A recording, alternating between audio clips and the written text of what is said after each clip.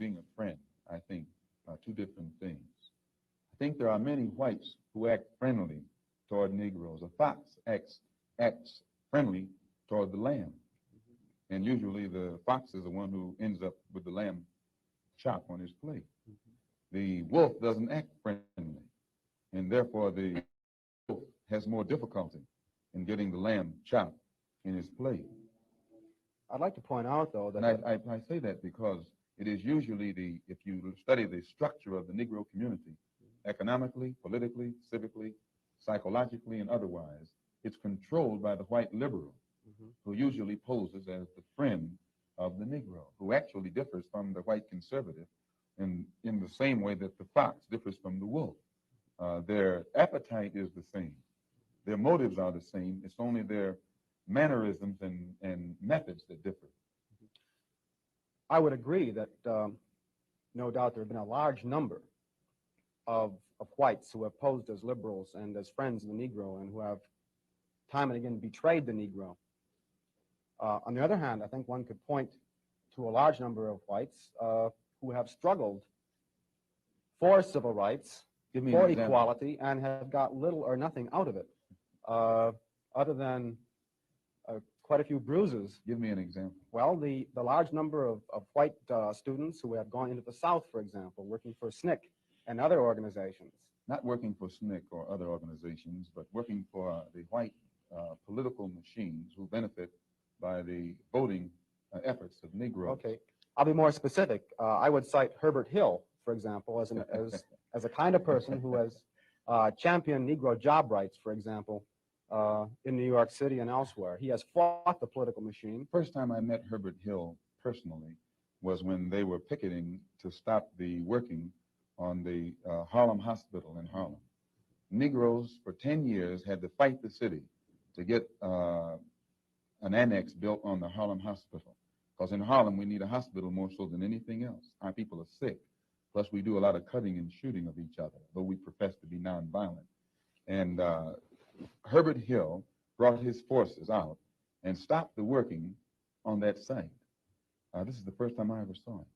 Then when work was brought to a halt on a hospital in Harlem, the same Negroes tried to stop the work at the Downstate Medical Center in Brooklyn, which is predominantly white.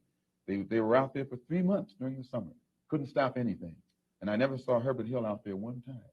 Now, whenever it takes a stoppage of something that's going to affect the white man, you find the white liberal absent.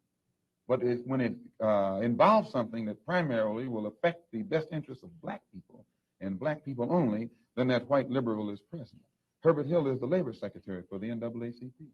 And if he was interested in black people, he would prepare a black man with the type of knowledge and understanding of the labor troubles involving black people that would enable a black man to sit in the same position as Secretary of Labor or Labor Secretary in the NAACP. I'm suspicious of whites who join Negroes and always have to be in the lead, who always have to be the head, who always have to be at the top in Negro organizations.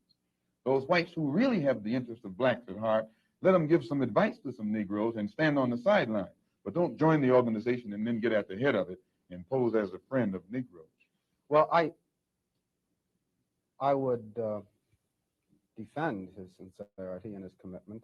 And more than that, I would say that just because a person is a Negro or a black American does not mean he's going to struggle for Negro rights or for jobs for Negroes or anything else. I think that today you could point to a large number of Negro leaders who have consistently betrayed Negroes in a whole host of areas. They aren't really Negro leaders. These are puppets that have been put in front of the Negro community by white liberals. These are parrots that have been put in front of the Negro community by white liberals. You can't name me a Negro leader who has been betrayed Negroes, who has not been endorsed, sanctioned, subsidized, and supported by the white liberals. Minister Malcolm, I'd like to... Well, I could cite one example would be Congressman Dawson, for example, in Chicago. In Chicago, a large number of liberals located in the Hyde Park district have consistently fought Dawson and his betrayals of the Negro, and they've also fought some of the people who represent Dawson on the Chicago City Council. The only Negro I know who is constantly fought, only Negro politician that I know who is constantly fought by white liberals is Adam Clayton Powell. and they call him a racist because he speaks so bluntly on the race issue. But I'm not, as I said, not too familiar with Dawson and his work. All right, family. All right, here we go. Welcome, welcome to another episode of Sincere Love to Godcast. That was our great ancestor, the master teacher, Minister Malcolm X, speaking on the deceit and the deception of the white liberals. Hold on, this thing is still playing on my side. It was good over here. All right. Yeah, the deception of the white liberals and how there's really no difference between the so-called liberals and conservatives. And y'all know a lot of the master teachers have been teaching us that for a long time. Nyctegur, do you think we finally got the message? Actually, I'm good. I think a good number of us have. Of course, there's more to do. The thing about it, though, what we should catch up on by looking at speeches such as our great ancestors, Malcolm X, is nothing's changed. They're still using the same tactics, right? So all we have to do is change our mindset, right, and listen to the new teachers of today, and get on code. That's it. But it's like the message has been the same for so long. This is before you and I were even born, and it's the same thing. So nothing needs to change really but us, because they're using the same tactics. Good point. They have no other plays. They have no other strategies. And really, they have no reason to even run another play because they've been successful all of this time. You know what I'm saying? But, it looks like that's starting to wane a bit. You know what I mean? And that's what we're going to be discussing with the main topic tonight, talking about the big L that the Democrats took this past Tuesday. Yeah. You know what I'm saying? Yeah, So hopefully that lit a fire, but as, Black Authority said, they're not going to change. He doesn't see, his teachings is like, they're not going to change. And when he says that, I believe he means right now, like they're trying to, I guess, starve us out, if you will. Eventually they're going to get with it because you're nothing without us. They still trying to find another boogeyman to scare us to the polls with. You know what I'm saying? Or trying to replace us. That's why they're trying to fill us up with this influx of immigrants, right, and allowing them to do a lot of things such as vote. This whole thing of scaring us with voter suppression. No, people need to show their ID. I've been voting since 18, and I've never gone to the poll without showing my ID. I am a foundational Black American, and I still have to show ID. Why don't they? Exactly. They're trying to make it seem like that's an issue that's going to affect us. But yeah, that's just something for them to fast track these illegals in order to try to stitch together another voting block that they can rely on, because they see that we starting to wake up to the benign neglect game that they've been running. You know what I'm saying? But again, we're going to get into that. We're going to get a bit later on in the show. How you doing today on this Sunday night? It's Sunday, starting a new week, but otherwise I had a good weekend. How about you? I'm doing great, man. I've been a little off today ever since this daylight saving shit. That shit kind of threw me off. Yeah. You know what I mean? Like I'm still feeling like a little draggy. Like I never got right all day. Like I dragged myself to the gym. I did a little half-ass workout, and I did one. Yeah, I did one. I had to do it. I had to do it. I keep seeing. Am I freezing up or anything? Because I keep seeing that signal. Maybe it looks like that on your side, but you sound clear, looks clear. I didn't see any freezing or anything. All right, cool. Either way, we're gonna make it do what it do. Like I said, if anything does freeze up, I already know I just gotta reset this Wi-Fi thing over here. So you're gonna have to hold it down for a couple of minutes if I hop off the screen. You know what I'm saying? But so a couple of light things, man. The Braves won the World Series last week. You heard about that? You watch baseball at all? I do not. I don't Me follow either. the Dodgers. I don't follow what is that? Anaheim ones, the other ones we have here. Nope. Yeah, man. I don't watch baseball at all. I barely watch sports the way I used to either. Like I'm mainly basketball and boxing, but I don't even keep up with those the way that I used to. And baseball, like I played baseball when I was a kid. I come from a baseball family. You know what I'm saying? We all played baseball, softball growing up, but I never really liked to watch it anyway. But the Boring. Braves won the World Series, and that was a big deal out here where I'm at. So much so that they closed down school on Friday. There was no school on Are you Friday kidding? because the Are you Braves kidding? won the World Series. I'm dead ass serious. There was no Whoa. school because the Braves won. So I guess I don't know. I guess the teachers and the faculty members wanted to go to the parade and turn up. Right. They said, "Fuck, we just go Well, close that was school." cool. That was cool, I guess. I mean, wait, did they shut down work too or just schools? I mean, the teachers ain't have to go to work. You Right. know what I mean? Everybody else had to go to work. If you work at the bank or somewhere else, you had to go to work. That's wild. Yeah, man. But That's yeah, wild. parents had to figure it out. You had to make that adjustment. You know, if Right. you had to get a babysitter or whatever, or take the day off or whatever you had to do, parents had to figure it out because they was like, school closed Friday. We turning Right. up. I was like, I read that email. I was like, are y'all serious? Right. Because they be closing school for a lot of bullshit out here. Like the wind blow too hard, school be closed. Like it be bullshit. They be closing Oh, school we don't for. get none of that. No But that one weather. took the cake. Yeah, in California ain't no weather conditions stopping nothing here. But did you see that Keisha Bottoms got booed at the ceremony? Oh yes, I was like, this is wonderful. You know what? You over here screaming and grinning, and like people happy to see you. No, sis, you don't have that no more. You showed your ASS or whatever, and people done with you too. But wasn't that epic? That was epic. I was standing there like, yes, my people.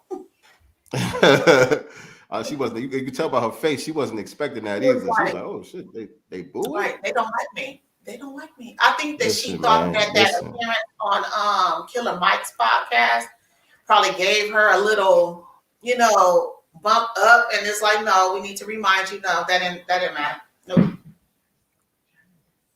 Well, Killer Mike and T.I. and some of the others Atlanta celebrities was stomping for her throughout her campaign and all of that. You know what I'm saying? They've been team Keisha Bottoms, but I think they slowly starting to get the message that the celebrities don't really got us in their pocket like that. Like, you know what I'm saying? Like that's not going to work. Just pushing out your celebrities out there. We like their music, we like their movies, or whatever it is that they do, but we're not really taking cues from them when it comes to politics. We're not really taking our cues from them. Like, them days is over. The same ancestor that you broadcast at the beginning of the show has spoken about that again before a lot of us were even born. The tactics have not changed. YouTube, you guys, Malcolm X was talking about them trotting out celebrities when it comes to politics and voting way back in the 60s. Only for black people, though. Only for black people. Only for black people. Don't do that with nobody else. And speaking about that, Aaron Rodgers, quarterback for the Green Bay Packers, he got caught basically lying. Not basically, he got caught lying about being jabbed up. You know what I'm saying? He went straight on the press. They asked him if he got the jab or whatever. He was like, yeah, I'm immunized. Yeah. I'm immunized. Yeah. And then I guess he caught the 19. Mm-hmm. And it came out that he actually wasn't, following protocol. You know what I'm saying? But we don't see him getting dragged in the media like they was doing Kyrie though. Right, but did you look at? He went on some dude's podcast and he spoke about it. Was it Joe Rogan? I don't know if it was Joe. It looked like two different people to me, but it could have been. But I did see it on YouTube or whatever, and he basically threw the NFL under the bus. He said they knew. I believe that. So it's like there's a set of rules for us, and a set of rules for them. But he outright said they knew, the NFL knew up front what it was. And I believe him. I definitely believe that. The same way I believe there was another player that got caught with a fake card. Oh yeah. Now, and I believe he was a hockey player though. It was a hockey player. Yeah, it was a hockey player. Yeah. It was a hockey but player. His little Becky turned him in. Exactly. His white ex-girlfriend or whatever blew the spot up on him. But I believe again that the league and the team already knew what time it was, and he's not the only one. You know what I'm saying? Faking the funk out here as far as that goes. But like you said, it's a double standard when it comes to us. But they shameless with it, because you would think that they would try to cover up a little bit, like, all right, we're gonna have to go in on Aaron Rodgers. You know what I'm saying? It was just a week ago we was going ham on Kyrie, so we can't just act like this ain't happening. But they really just stand 100% on code with it. They still stand on code with it, and every time now that this news has come up with Aaron Rodgers, they try to deflect by bringing up Kyrie. And it's they like, still no, bringing up Kyrie. it's Aaron Rodgers. The thing is, Kyrie was always upfront. He never said, was deceptive in his answers about it. I'm not ready. I'm still, thinking about it right now. This isn't for me, whatever the case may be. He never lied. Exactly. This man straight up lied. Straight up lied. But again, man, it just goes to show. To me, all of this is good. Like Jason Black always says, this is good. Yes. All of this is good, because all of the people that like to tuck their head in the sand and act like they don't see what's really going on out here, they can't really hide from this. They can't really run from this. It's too blatant. It's too blatant. So now everybody got to face reality. You know what I'm saying? I like some of the things that he was actually saying too, and it makes sense because we've been saying it here, and definitely the Black media has been saying it. When it came to, the jab, whatever you want to call it, under Trump, it was no, we're not taking that poison. It's going to kill people. We're not doing it. So he was even saying on that podcast, why is it that this new administration came in? Now, these are the very people were saying, don't get it under Trump. Well, it's the same thing. So why is it okay for us to get it now? He was just like, I'm not getting it. I talked to my medical advisors. There's other things out here. I took, such and such drug, and I'm cool and I'm not doing it. So, and by the way, NFL know my stance as well. So he's still saying he's not going to get it. Oh, he said he's not getting. He believes in freedom of choice. He's not going to talk to his peers or other colleagues and it's like, you need to get it or whatever. No, he's not going to do that. Now, if you want to get it, his stance is, by all means, do you. I'm not going to be forced to do something, though. That's his stance. I ain't mad at him. I ain't mad at him at all. I ain't mad at him at all. I'm looking at the league funny style. I'm looking at the media funny style. Not really funny style because we already know what it is. Right. But you know what I'm saying? But damn, I just had somebody else came to mind when we was talking about Aaron Rodgers too. I thought it was also interesting that, he didn't go on ESPN or, any other sports thing. He went to, a white podcast with his people where he was comfortable. But then he evoked some Martin Luther King speeches at the same time. It's like, bro, you can't have a little weight now. If you're going to come here, I'm going to need you to just be white. They always pull MLK out the ass. I was like, we don't want that right there. Like that, I don't like that. Have your stance, whatever that stance may be, but please do not come in here and evoke MLK to us. Like, don't do that. Just stand in your truth, whatever that may be. And I respect it. It. But I know what I was going to say since we on this topic. Did you see the clip where they was asking the lady from the CDC about how many people that work there are actually, following protocol? And she was ducking and dodging. She didn't want to answer the question. Deflection.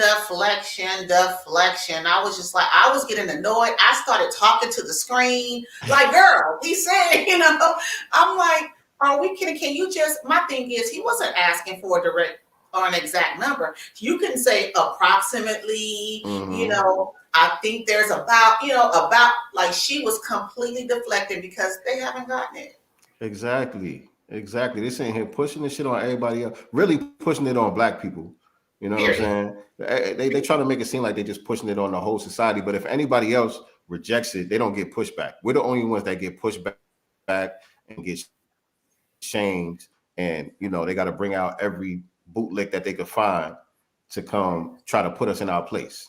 You know what I'm saying? And not just that, they're only going to Black athletes to even bring it up. I was actually surprised because, again, you know, the footage just coming up with Aaron Rodgers is pretty old. It's not new. So I was actually surprised that someone actually asked him, you know, where's Tom Brady? Where's the rest of them? Like, I don't see how, like, the NBA and NFL, they make sure that they trot out Black players and dig and drill at them about this thing. Whereas with the other non-Black players, you know, they're allowed to play the game. You know, when it's time for a press conference, they're allowed to talk about the game, you know, and they're not pushed into answering questions or personal questions such as, you know, did you get this thing or not? You know, which is a very personal thing. Like, you're not asking them when was your last AIDS test. You're not asking it, women players in the WNBA, when was your last pap smear? So why are you asking players about this? It just does not make sense.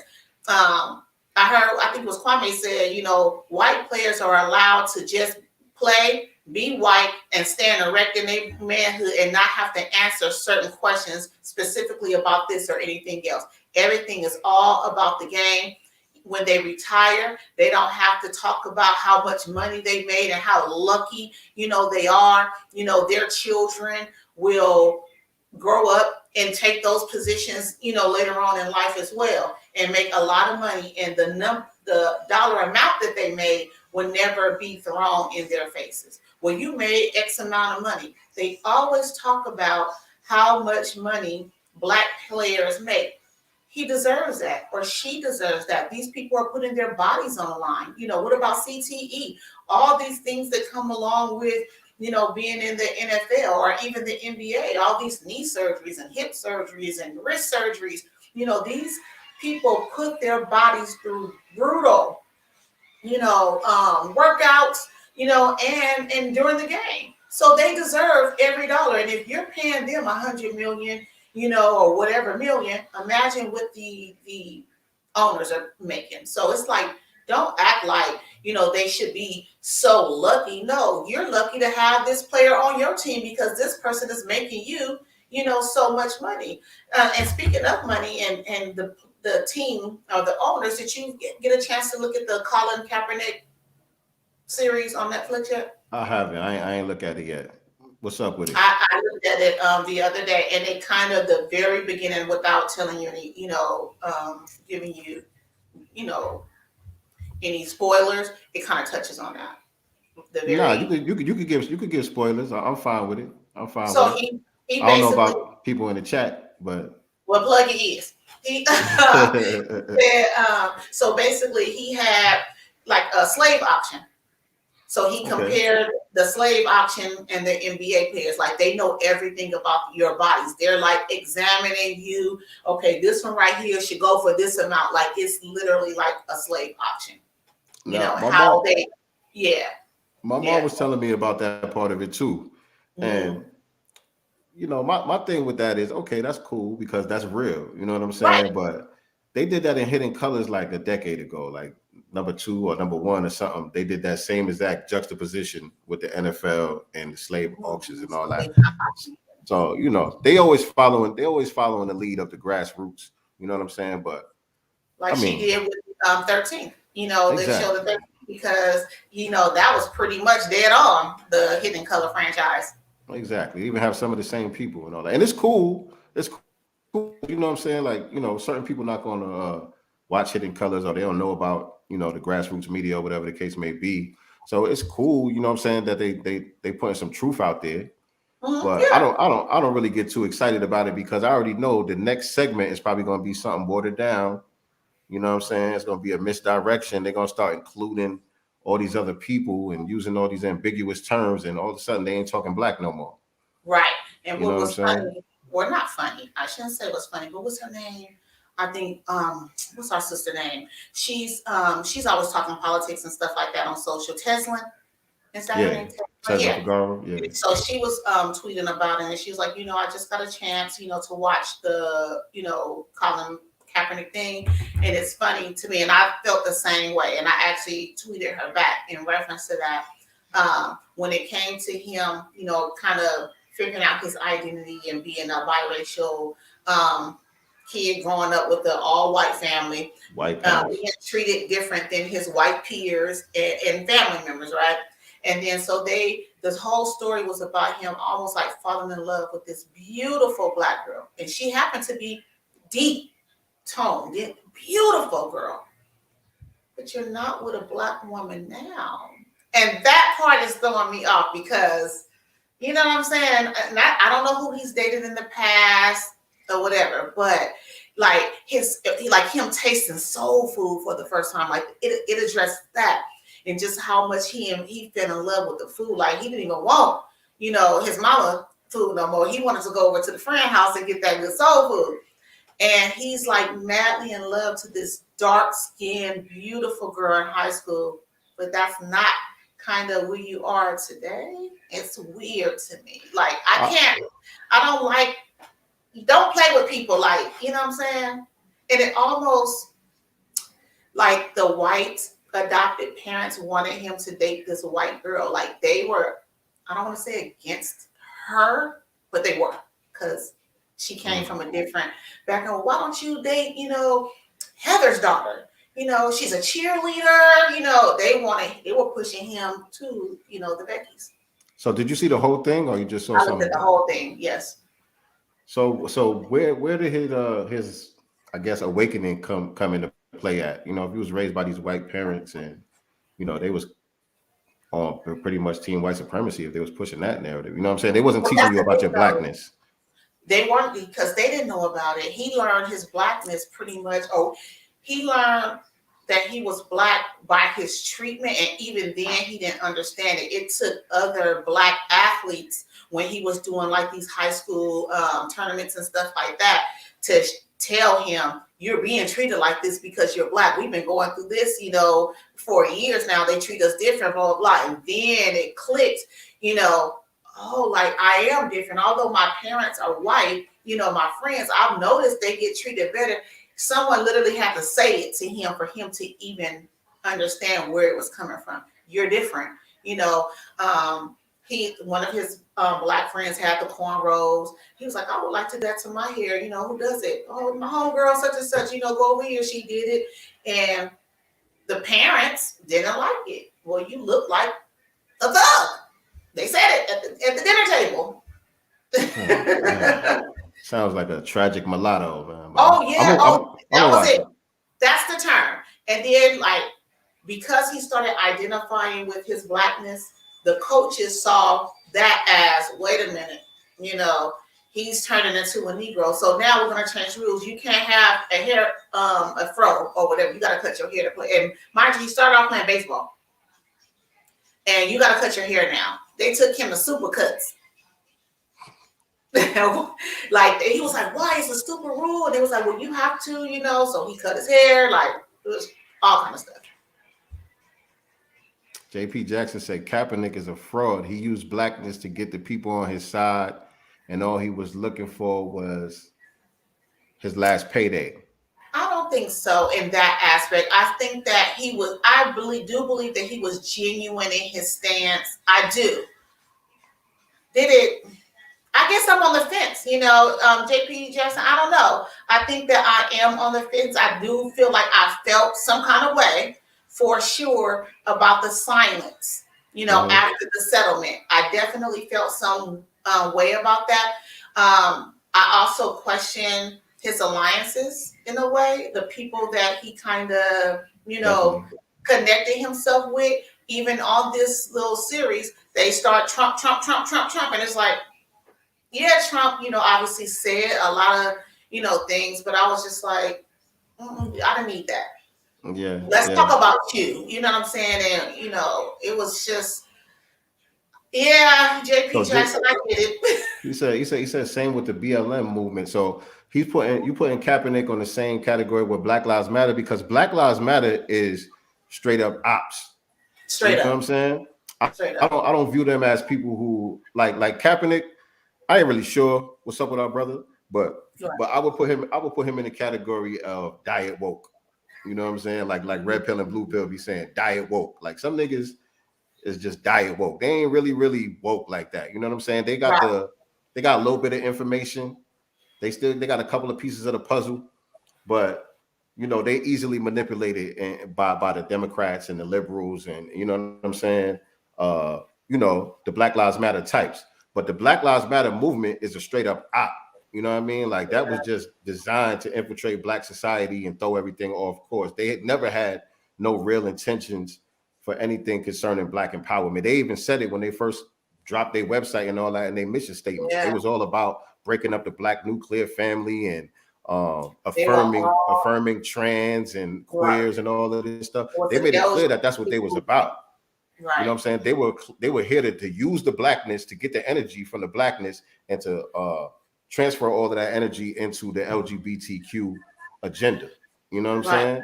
I don't Which think is- Kaepernick is in that same category. I just think Kaepernick doesn't really have all of the pieces of the puzzle, and he has the wrong people in his ear, the wrong people around him. And you know what I'm saying? I see that with a lot of celebrities. You know what I'm saying? I don't just put everybody, like I said on some of the other episodes, I don't just put everybody on the coon train like that. You know what I'm saying? It's different categories. You know what I mean? And I also try to take in consideration how he was raised. He wasn't raised with us. You know what I'm saying? He was introduced to Blackness pretty much in high school, and not even introduced to Blackness, quote unquote. He had Black friends. That was just pretty much it. You're an That athlete, wore so. their hair different. He didn't live in the neighborhood, although he wasn't far from the neighborhood. He wasn't in the neighborhood. His experience growing up was totally different. Yes, he got treated slightly different, you know, from his white friends, but when those people saw his white parents, he got white treatment at the same time. You understand what I'm saying? Like when he went up, say, to get the ice cream, if you knew that scene on the movie, you know, to get a second scoop, he couldn't because she saw just his, you know, you're Black, right? Had he gone with his white parents, he would have got that second scoop. It was different. His experience was totally different from his friends. And that reminds me, I remember when I saw you on the other podcast. What's the name of the podcast? Something chapter or avenue? The podcast that you was on before with the brother that does the dog, that breeds the dogs and all of that. And he does physical training and all that. I can't even remember his name. That's sad because I'm sorry. It'll come to me though. Yeah. But now I forgot what even my point was. You know what I mean? Y'all gotta forgive me today. I ain't all the way here, man. JP Jackson says, I don't get the attachment to these celebrities. I dislike everything that involves them in Black agendas on politics. Ice Cube was the only genuine one who I believe had his heart in the right place. Agreed. For the most part. I mean, and I'll say for this generation or for this time, right, with this specific election, you know what I'm saying? Because no one was on what Ice Cube was on, to the point where you took time to get with people that knew economics, you know, Dr. Boyce, Dr. Claude, you know, and other folks, because this wasn't his lane, right? He knew what he felt in the inside about his people, and he knew that he needed some changes to be done. So let me get with the people that understand, you know, or can bring out in a contract what it is that I'm feeling, right? With raw numbers, with, you know, a real plan, right? So I do agree with JP Jackson in that aspect. Like, he took the time to get with the right people that actually knew, versus a Cardi B, like you said, that's just talking out her butt. Indeed. Another op. Another op. Somebody that's just being willfully used, you know, to push liberal agendas. Right. You know what I'm saying? But what would you say about somebody? And this is a good segue, because I want to talk about this anyway. But what would you say about somebody like Kanye West? I watched the whole thing with first time ever watching Drunk Champs. I think that's what it's called. First time ever. Drink Champs. Drink Champs. There you go. First time I looked at it. Let me see what he said. My brother said. JP says we got to call these people out for what they are when it comes to ethnicity and race biracials. That's the point I was going to make. I don't really claim Paula Patton as Black in their group of their own. Okay, I can understand that. And I think that's what I was going to say about your dude that you was on the other podcast with. That was his stance. You know what I'm saying? About, you know, if somebody is biracial, if somebody is of mixed race or whatever, we can't really trust them. They can't really speak for us. Now, I ain't agree 100%, but we do got to look at them, you know, 2 or 3 times, and make sure that people are vetted thoroughly. You know what I'm saying? Yeah, which is why I agree with Paula Patton when she just did this, I guess, interview on BET, where she says that, you know, she identifies as Black and she finds it problematic when other people say, well, I'm biracial, and saying that I'm just Black, you know, erases my other heritage. She's like, I don't know. You know, that's not erasing your other side. But when these folks see you, they see Black. That's all it is. All that whole, well, wait a minute. But I am a quarter white, you know, no. And she said it was her white mother that taught her that. Right. It was her white mother that told her, listen, the world gonna see you as Black. That's what you are. That's what you know what I'm saying? You still my daughter. I love you. You know what I'm saying? But I gotta tell you what's real out here. You are a Black woman. And she made it clear. She identifies as a Black woman. And not at your convenience. Because, you know, you have Amber Rose, you know. She was black, and then she did some interview. Oh no, you know, I'm not, you know, Black, I'm biracial. And it's like, but you've been Black, and in Black, you know, environments, you came up off of Blackness. Let's be very clear. You know, you came up off hip hop. That's Black. You know, so now that you in, now all of a sudden I want to deny, you know, that I'm biracial now. Yeah, I mean, I'm not playing with you. I'm not playing with you. I really blame a lot of the men, a lot of the Negroes because they have this fetish for exotic women. You know what I'm saying? Anything that don't look like their mama. You know what I'm saying? And they take them, bring them in, and elevate them, and not even understanding that these people have this type of mentality in the first place. Right. You know what I'm saying? That Amber Rose mentality, because there's a lot of them like that. You know what I'm saying? What? I never heard the chick talk, but I know it's one chick out there now. Her name is Mulatto. Yeah. You know what I'm saying? She changed it to Mulatto because I guess people were getting at her like, what, you know, basically you're bragging about being mixed, or, you know what I'm saying? But you over here in hip hop circles though. Yeah, but mulatto is supposed to be like a derogatory term now. You know what I'm saying? Like they have that as a derogatory term. But again, man, it's these Negroes with their exotic fetishes, elevating these women, bringing them into the culture, allowing them to come up off of our culture, and not really understanding that they got these anti-Black sentiments. But I think the guys did too that brought them up in the circles, because I remember, and this is a while ago, and I can't remember if it was Kanye or Wayne or both of them, when they were talking about how they like mutts. They like the mixed girls. That's exotic, you know, blah, blah, blah. So, you know, and what was that other rapper? I don't know. He was like a nobody, real funny looking. He was on Glad. I don't want no Black girl. I don't want no dark skin. I want a Latin. I don't want no Black baby. Oh, remember that? Yeah. So it's, you know what I'm saying? Black. Yeah. I'm already Black. So it's like stuff like that. It's like, dude, you Black as hell. I know your mom and daddy Black as hell. So where do you get this Black hate, you know, for your skin color? Who taught you that? My thing is, you know, date who you want to date, really. You know what I'm saying? I don't really tell people who they should and shouldn't date. You know what I'm saying? But you got to throw your own women under the bus to do so. That's where the problem comes in at. Like, you know what I'm saying? If you like somebody, you like somebody. You know what I mean? If you attract to somebody, whatever, that's cool. But now you have to make it seem like something is wrong with Black women to justify what you're doing. That's where the bullshit comes into play, in my opinion. That's my thing too. I cannot stand that, bro. Like who you like, love who you love. You do not have to put Black, because the thing is, when you do that, you're boxing all Black women. There's problematic women of all races. You know what I'm saying? to box black women into the all problematic. I'm going over here because black women aren't submissive. Black women, are argumentative and all that. It's like, let me tell you, when I see these Negroes say that, but they'll say a Latino woman and she popping off and she's spicy. She's spicy. Well, why wasn't I spicy? I use red hot sauce. Why am I not considered spicy? You know what I'm saying? So yeah, because you remind them of their mama, and they can't stand their mama.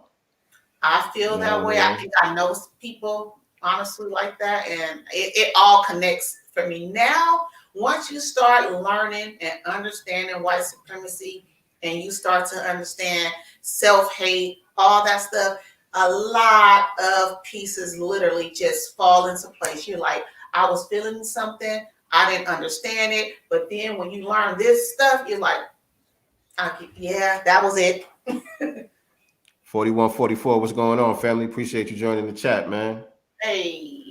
Yeah, but let's talk about the Kanye West Drink Champ interview, man. Well, you said you saw the whole thing, right? I watched it. It took me 2 days. It took me 2 days, but I watched the whole thing. Kanye, man. Kanye is a very complicated brother. You know what I'm saying? We have the same birthday, by the way. Oh, Gemini. Shout out to the Gemini. Same birthday. Shout out to the Geminis. My daughter's a Gemini. My wife is a Gemini. Geminis are some good folks, man. Yes, we are. Geminis are some good folks, man. You know what I mean? Shout out to all the Geminis. Tupac is a Gemini. Yeah. I got good company. And Ye is like the king of the Geminis right now, man. Ye is a real fucking Gemini out here, man. All the way. My thing with Ye, man, Ye, I think Ye really is a genius. And I know that word is kind of overused, you know what I'm saying? But I think, like, in the true sense of the word, I think Kanye is really a genius. Now, genius doesn't necessarily mean smart. Right? Genius is like a peculiar type of intelligence. It's a peculiar type of intelligence that comes from a different realm that most people cannot understand. You know what I'm saying? Most geniuses are misunderstood people. Kanye is a very misunderstood brother. And I think it's hard to listen to him when he's ranting and when he's going in, because he does babble a lot. But in between the babbling, he be dropping some heavy gems. Like, you know what I mean? He be saying some shit that's incoherent, ain't really going together, and then he'll say some real heavy, deep shit. And I don't know if that's like a strategy. Is he doing that on purpose or what? Because I'm like, nigga, what you talking about? He's trying to get everything out. You think he's trying to just get everything out? He wants to, I'm here for a set amount of time, and I gotta get it out, maybe. I gotta say everything. And I've always saw that in him. Even when you go all the way back to like Rap City, I think his first appearance on Rap City, that interview always stood out to me, because that's when I saw something different in his eyes. This is very early on. I don't even know if The College Dropout was out yet. You know what I'm saying? He was on Rap City with Big Tigger, and the same demeanor, trying to get everything out. And at that time, I just looked at it like, you know, this is a new young artist. He's excited to be here. You know what I'm saying? He's been dreaming about this his whole life, but he's been the same way. Like, you look at the Breakfast Club interview, the Sway interview, like all the notorious interviews that he's done, you know, he does that where he's just trying to cram everything in. Also, and I think sometimes new to consciousness. Say that again. I think he's a little new to consciousness, and that's also showing because of the things that he's saying. He's learning something new, and it's vibing with his spirit, because it was, again, there, right? But you in this Hollywood world, right? And so it's playing tug of war with him spiritually. You know what I'm saying? So I think that's part of it too, because he's literally in a spiritual warfare with his consciousness side, and then this industry that you kind of have to deal with as well. Now, when you say consciousness, I feel like I know what you mean, but that term, it kind of implies certain things, you know what I'm saying, in our circles, you know what I'm saying? And so I don't think he's like part of the conscious community, quote unquote, you know what I'm saying? Anything like that. I mean, he admits that he doesn't really read like that, you know what I'm saying? Kanye is just channeling energies from different realms, in my opinion. He's always been that type of person. He's a high level musician, you know what I'm saying? And so when you close to those beats and those chords and all of that stuff, that should do something else to you. It changes something in you physiologically.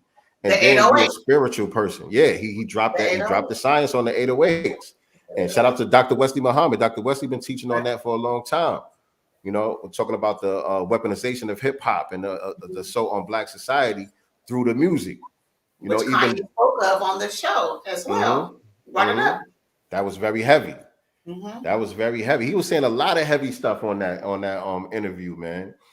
And also when he said that how all these people that they try to tear apart and make enemies, such as he and Jay, when he said we're better together, you know what I'm saying? And I felt that too. And I mean that as a community, we are better together when we're all in alliance, just say like the Jewish community. He even said it, you know, he didn't sugarcoat it.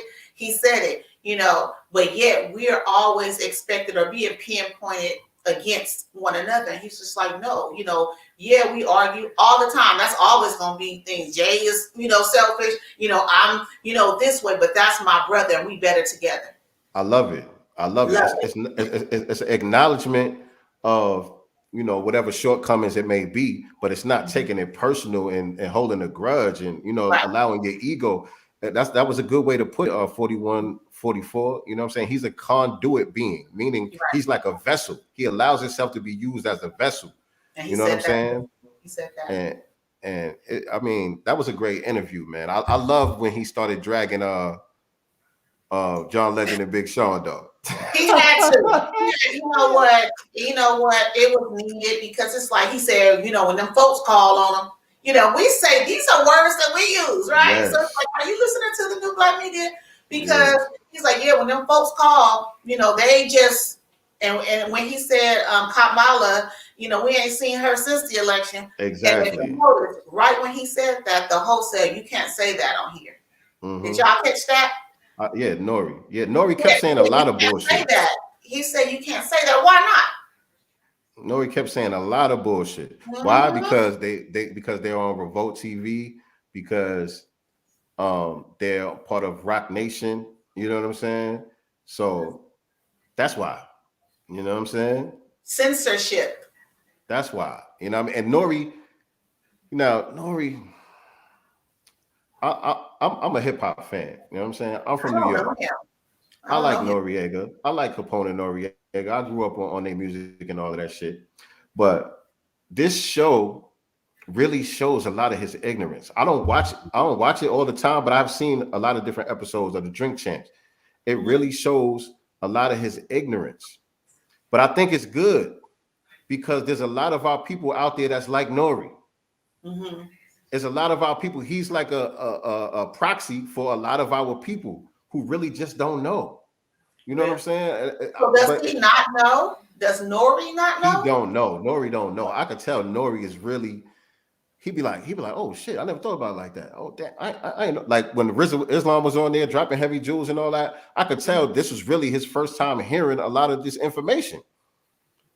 You know what I'm saying? And for me, it at first it was taking me aback. You know what I'm saying? Because like I said, growing up listening to Capone and Noriega, they always had like 5% lessons in their rhymes and stuff like that. You know what I'm saying? They had what's my man name out of Queensbridge? Imam Thug, not Imam Thug. I forgot his name, man. Well, yeah, Nori. No, I think Nori is Puerto Rican. Dominican, all right. No, I think Nori is Puerto Rican. I think his dad is Puerto Rican. It might be Dominican, but I think his dad is Puerto Rican and his mom's is black, something like that. Yeah. And that's what they're gonna have to get off that too. You know, this little subcategory. Your ass is black. You look it. When I see you, I see Negro or black, whatever you know what I'm saying? Like, and I don't know, because it bugs me that everyone with melanin in their skin is allowed to have a subcategory. But then when black people say, well, I'm FBA, or, you know, I'm a descendant of American slave. Well, why are you saying that? Why you separate yourself from everybody? Aren't you black? And it's like, well, you just said it 2 seconds ago. That kind of like, I don't know how we're gonna, because they so used to eating off of us. They so used to just attaching themselves to us and allowing that to be like their springboard to whatever platform they're trying to get to.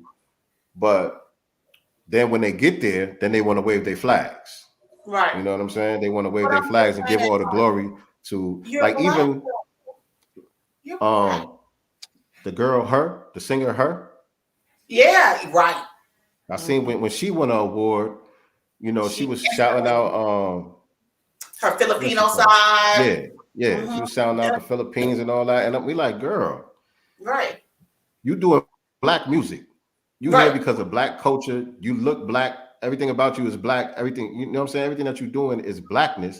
And But your you wanna, fan base is black. your fan base is black. But now that you got your award, shout out to the Philippines. It's like, come on, That's man. the part. And again, this is not about like dismissing your, other half or a quarter or whatever the case may be. But you can't have it both ways. You cannot use black people. That's the thing too. Black people, specifically Black Americans, Black Foundation of Black Americans, we're tired of being used as a come up. And then as soon as you come up, the first thing you want to do is doo-doo on us. Not cool. Yeah, I'm trying to remember some of the stuff that Kanye was saying in that interview, man. There was a lot of good parts. Oh, it was so much. He was talking about, of course, Dr. Sebi eating right. He was talking about buying land, you know what I'm saying, farming, how they push abortion and stuff like that, and how he's opening up an orphanage, so that, you don't have to resort to, terminating a pregnancy. But we got a place here where these children can come, thrive, maybe get adopted. He didn't say that part, but I'm assuming, that will be, something. But you don't have to, use abortion as an alternative. We have another situation here. What else? He was kind of going in on Hulu about his family. That was the thing I wanted to. That was the thing I wanted to mention. A lot of the media entities and moguls names that he was dropping. Right. He was giving me so many Michael Jackson, Prince vibes. You know what I'm saying? And they running the same play on Kanye that they ran on them brothers. Oh, he crazy. Oh, the whole Wacko Jacko play.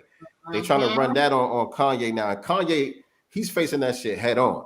That's why I got to salute to him. You know what I'm saying? Because he knows exactly what it is that he up against. And he like, man, whatever. It's going to be what it is.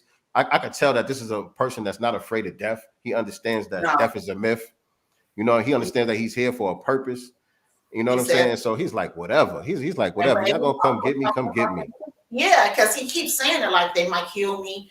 And it's like, it's on his Same mind. thing Michael Jackson was saying. But at the same time, he's like, I'm still letting God use me, because if I don't tell y'all, if I don't get this out, then I'm not fulfilling my purpose. So that just, again, lets you know, well, if they are going to kill me, I'll fulfill my purpose and I'm ready to go whenever that is. Indeed. He ain't scared. Indeed. And when I see that in a person, to me, that's a person who truly believes in the God that they say that they believe in. Because, but like they say, if God is with you, who could be against you? Yes, you. You know what I'm saying? And so he's an Israelite though. Like, well, he's dropping a lot of he's dropping a lot of Israelite jewels. He's dropping a lot of Israelite jewels on there. I could tell he's been building with some of those brothers as well, for sure. Definitely. But then he says he's Christian, so I'm like, I'm confused. I mean, it's all the same thing. Yeah. It's all the same thing, really. You know what I mean? And I think that's the thing with Kanye too. Like, he's not really getting caught up in the categories and the labels. It's the essence of it. You know what I mean? It's the essence of it all. You know what I mean? He's definitely deep into the scripture, but somebody's giving him that Hebrew Israelite perspective. You know what I'm saying? Because he's pointing to us in the scripture specifically. But that's where it gets kind of confusing with Kanye too, because like Michael Jackson, he wants to be a humanitarian. So he keeps saying it's not about blackness, it's not about black and white, this, that, and the third. But then the next sentence, you start specifically talking about black shit. You know what I'm saying? Right. When you start talking about the abortion issues, when you start talking about mass incarceration, when you start talking about all of these things that specifically and exclusively affect black people, but 2 seconds ago you just said it's not a black and white issue. That's where it gets a little confusing. Yeah. You know what I mean? Again, that's the people that feel like if I only talk about, Black people and whatever our issues are, solely, then that's offending other people, and we got to get out of that too. I don't think that's where Kanye offended, coming from with it, though. I don't think that's where Kanye coming from with it. He ain't not worried about offending nobody. To me, Kanye is just, he's trying to be a humanitarian. You know what I'm saying? And when you really a true humanitarian, there is no color, because it's only one race. That's the human race. So he's trying to get away from the politics of the racial construct. You know what I'm saying? But first we got to win the war. That's fine, and that's fine and dandy, because that's a reality. But the construct does exist. Right. You know what I'm saying? So we got to deal with this war first, and then we could be humanitarians once we get our power. We can't be humanitarians from the bottom. Which is what Ice Cube was obviously saying too. I remember like last year, right before the election, and he was talking about the contract for Black America, and you had a lot of his Latino, followers, and some white ones, though, they were upset with him that he was specifically talking about Black America. This is for Black Americans. And so he just basically, I'm paraphrasing, like, if you feel like I'm being divisive or I'm separated, then that's how you feel. And you're going to have to go ahead and feel that. Once we get our political power, economic power, then we can bring other people on. Then we can reach out a hand and help, right? I can't do that right now because my people are not in a position to do that. So if you feel like that and you saying I'm a sellout, you're not buying my music or supporting anything anywhere, peace. Respect. Respect. I was like, he didn't even try to, change his point. My point has not changed. It's not going to change. My people are at the bottom. I got to reach out and try to give my people something. This is not about you right now. Speaking of foundational Black Americans, you're giving me real Black Native vibes today with your beads and all of that stuff and your braids and all that. I see you over there. I see you over there.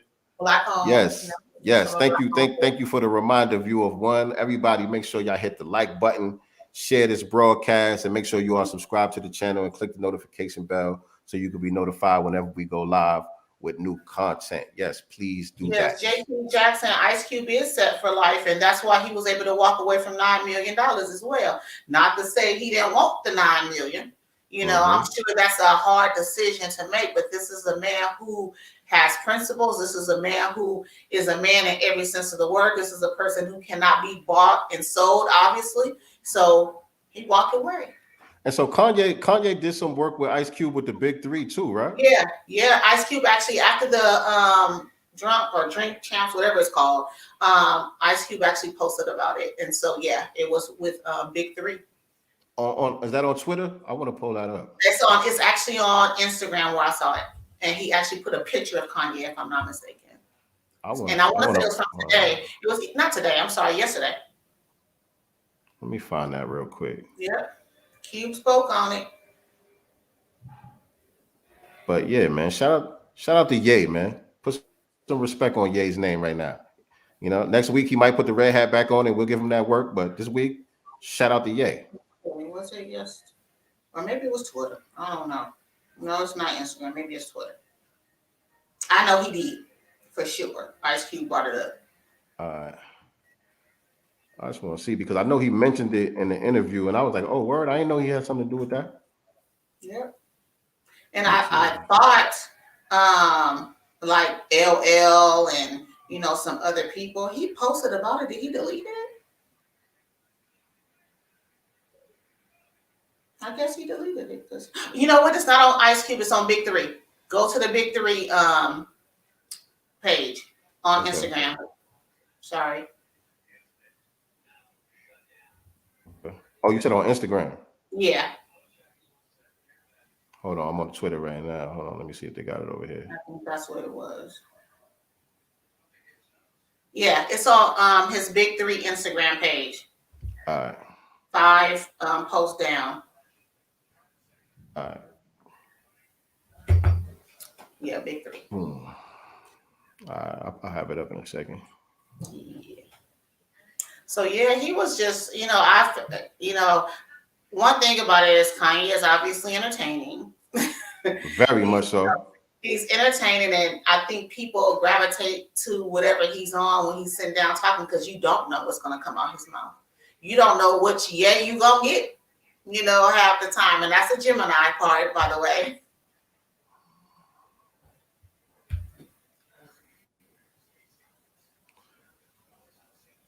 I want to make this bigger. All right, let me share the screen. Whatever. Let me share the screen. I actually wanted to have some clips up, but it was too long. I couldn't go through the whole thing. And what's good too is like he's adamant too. Like his kids will not be, I guess industry kids are bought, into this. Oh, Yes, I love how he was calling out the nanny and yes, the publicist and all of that. All shit. of This is my family. right. This is my family. You're gonna have to get up out my house with this bullshit. Right. You know, Trying to run some stuff. Yeah. I said, I love it. I love it. Honestly, because I think he was perceived as weak in a way. It's kind of maybe not as masculine as he's, projecting here, maybe. I could see that. I could definitely see and that. Maybe that's what's causing his, divorce, because that other family seems like they need a little weakness. But it looked like he was on a little date yesterday or something though. Did you see that? He was sitting front row at one of the NBA games with a model. What's her name? I forgot her name. A young little 22-year-old model, beautiful little sister. He was sitting with at the game. Was the sister? Yes. Amen. Yeah. Word up, black girl. Well, let me see. Not actually physically taking a life. So when me and Q went into business on the big three, what I said to him, I said, what we have to do to honor God is we're going to be noble. We're not killing each other on business. Business always be like 30-page contracts and us doing or getting some. I don't negotiate. I don't do a contract that's more than one page. Not actually physically taking a life. So when me and Q went into business on the big three, what I said to him, I said, what we have to do to honor God is we're going to be noble. We're not killing each other on business. Business always be like 30-page contracts and us doing or getting some. I don't negotiate. I don't do a contract that's more than one page. And so, yeah, Big Three said, I told you we had big things planned. # Drink Champs. So, yeah, that's what's up, man. He working with Cube, you know what I mean? Both of them was getting the same backlash. They were trying to call both of them Trump supporters and all of that stuff. So maybe that's what made them actually reach out to each other to see what they could do, because they both got some great ideas. You know what I'm saying?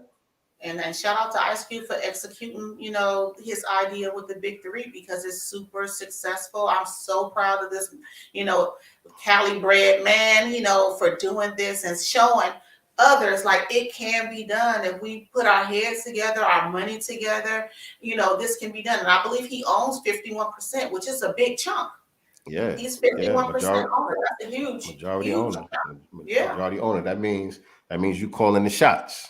You calling the shots. What I mean? You got to deal with your shareholders and all of that. But at the end of the day, you calling the shots and you taking the lion's share of the profit. Right. You know what I mean? Right. And so, and I know his partner, I think he's a Russian dude or something. You know what I mean? But again, that's okay. We could do business with other people. Okay to do business. We could do business with other people. But who's the boss? That's the thing. Who's the boss? Who's the shot caller? Yeah, JP said majority of celebs I just see as insecure.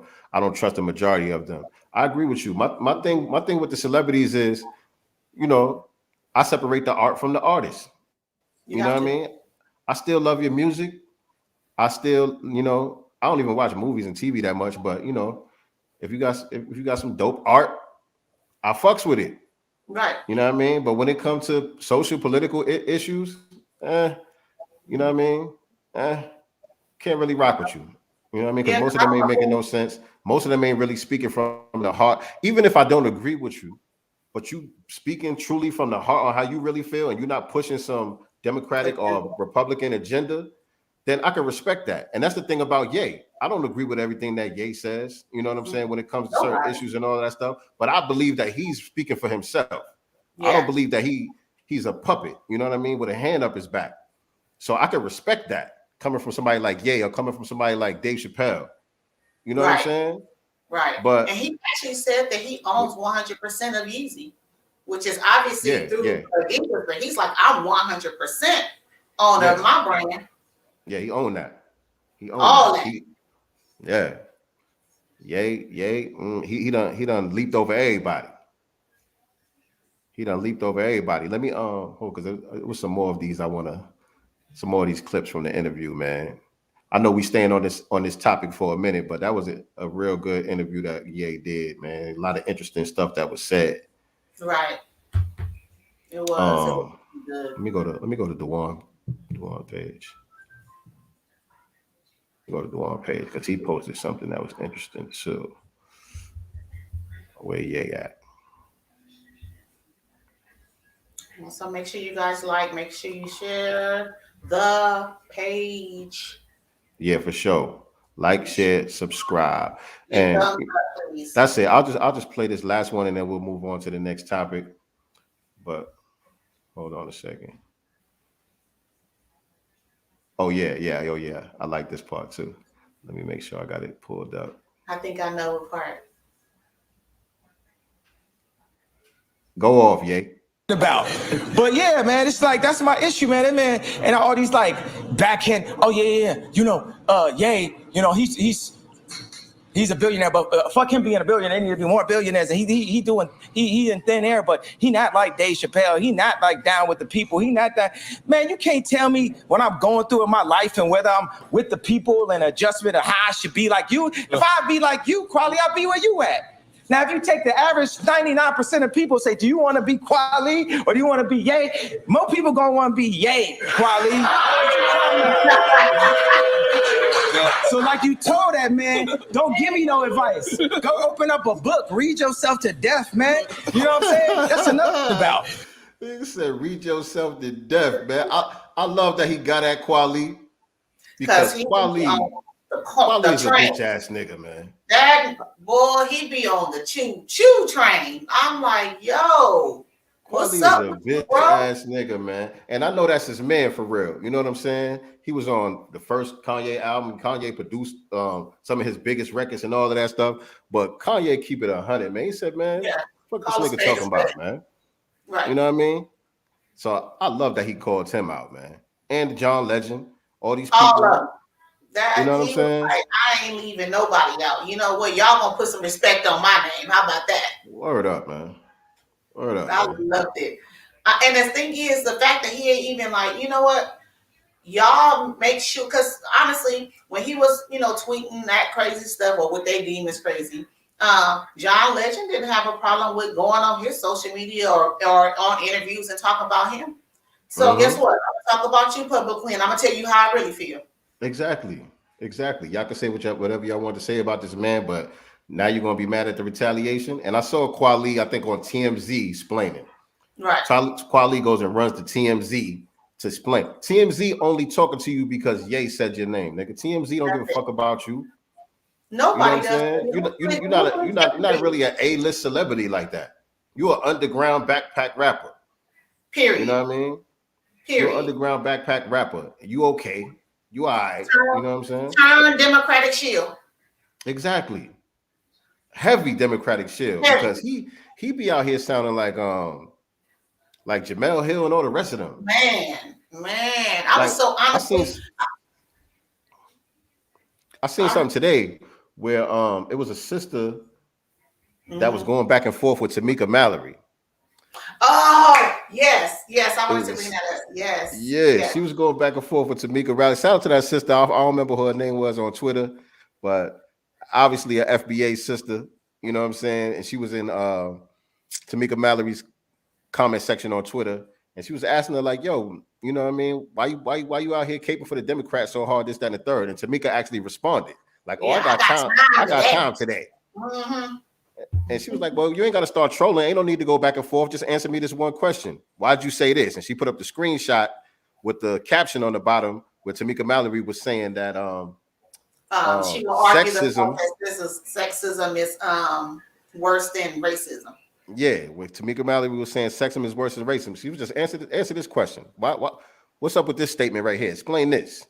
And then Tamika just start trolling, talking about, oh, this is a Russian bot and all this other. Like Same now we bullshit. just bots. Like, Yeah. you know what I mean? That's their go-to response. Oh, these ain't even real people. These are bots making But these the thing comments. is, Nah, they know it's real. It's just that she didn't have an answer for that. exactly. You know what I mean? And that's just it. So they got to go back to the drawing board because now people got this. This question is going to keep coming up. Now she can't run from it. So now they got to go in and strategize on how are you going to answer this question in the future because it's going to keep coming up because they want a direct answer at this point. They're not letting it go. So how are we going to finesse this question? You can't. Man, and so yeah, to me, Kweli be on the same type of shit as them. You know, even worse. Because I be seeing him go hard on Twitter. You know, He's everybody. Well, before. Well, I ain't seen him over there in a while, but yeah, before. You know, everybody's a Nazi. You know, I seen he was going back and forth with our brother Dewan B, calling Dewan B. Somebody on Dewan B's page, he was saying was a Nazi. This black sister that was going back and forth with him. Yeah, J. Jackson, congressional black. I don't even want to call him black, but that gotta go. Maxine Waters. I was so disappointed with her talking about she's gonna make November National Hip Hop Month. Like, ma'am. Yeah. Yeah, we I forgot got about that too. About that, like all this symbolic BS. First of all, you damn near 90 years old. Why are you worried about hip hop? Black people, and mind you, we're talking about the young generation ain't worried about hip hop either. We worried about politics. We worried about tangibles right now. Ain't nobody asked for no damn hip hop month. Like, lady, sit down. So, and my thing is, again, you 90 years old, you sound stupid. We don't need no permission to celebrate hip hop. You know what I mean? We are hip hop. We don't need no permission. You ain't got to give us no. That ain't no set aside we asked for. But again, it's another symbol. Let's distract them so they can be like, yeah, oh, Maxine, she cool. She like hip hop. She said something about the WAP.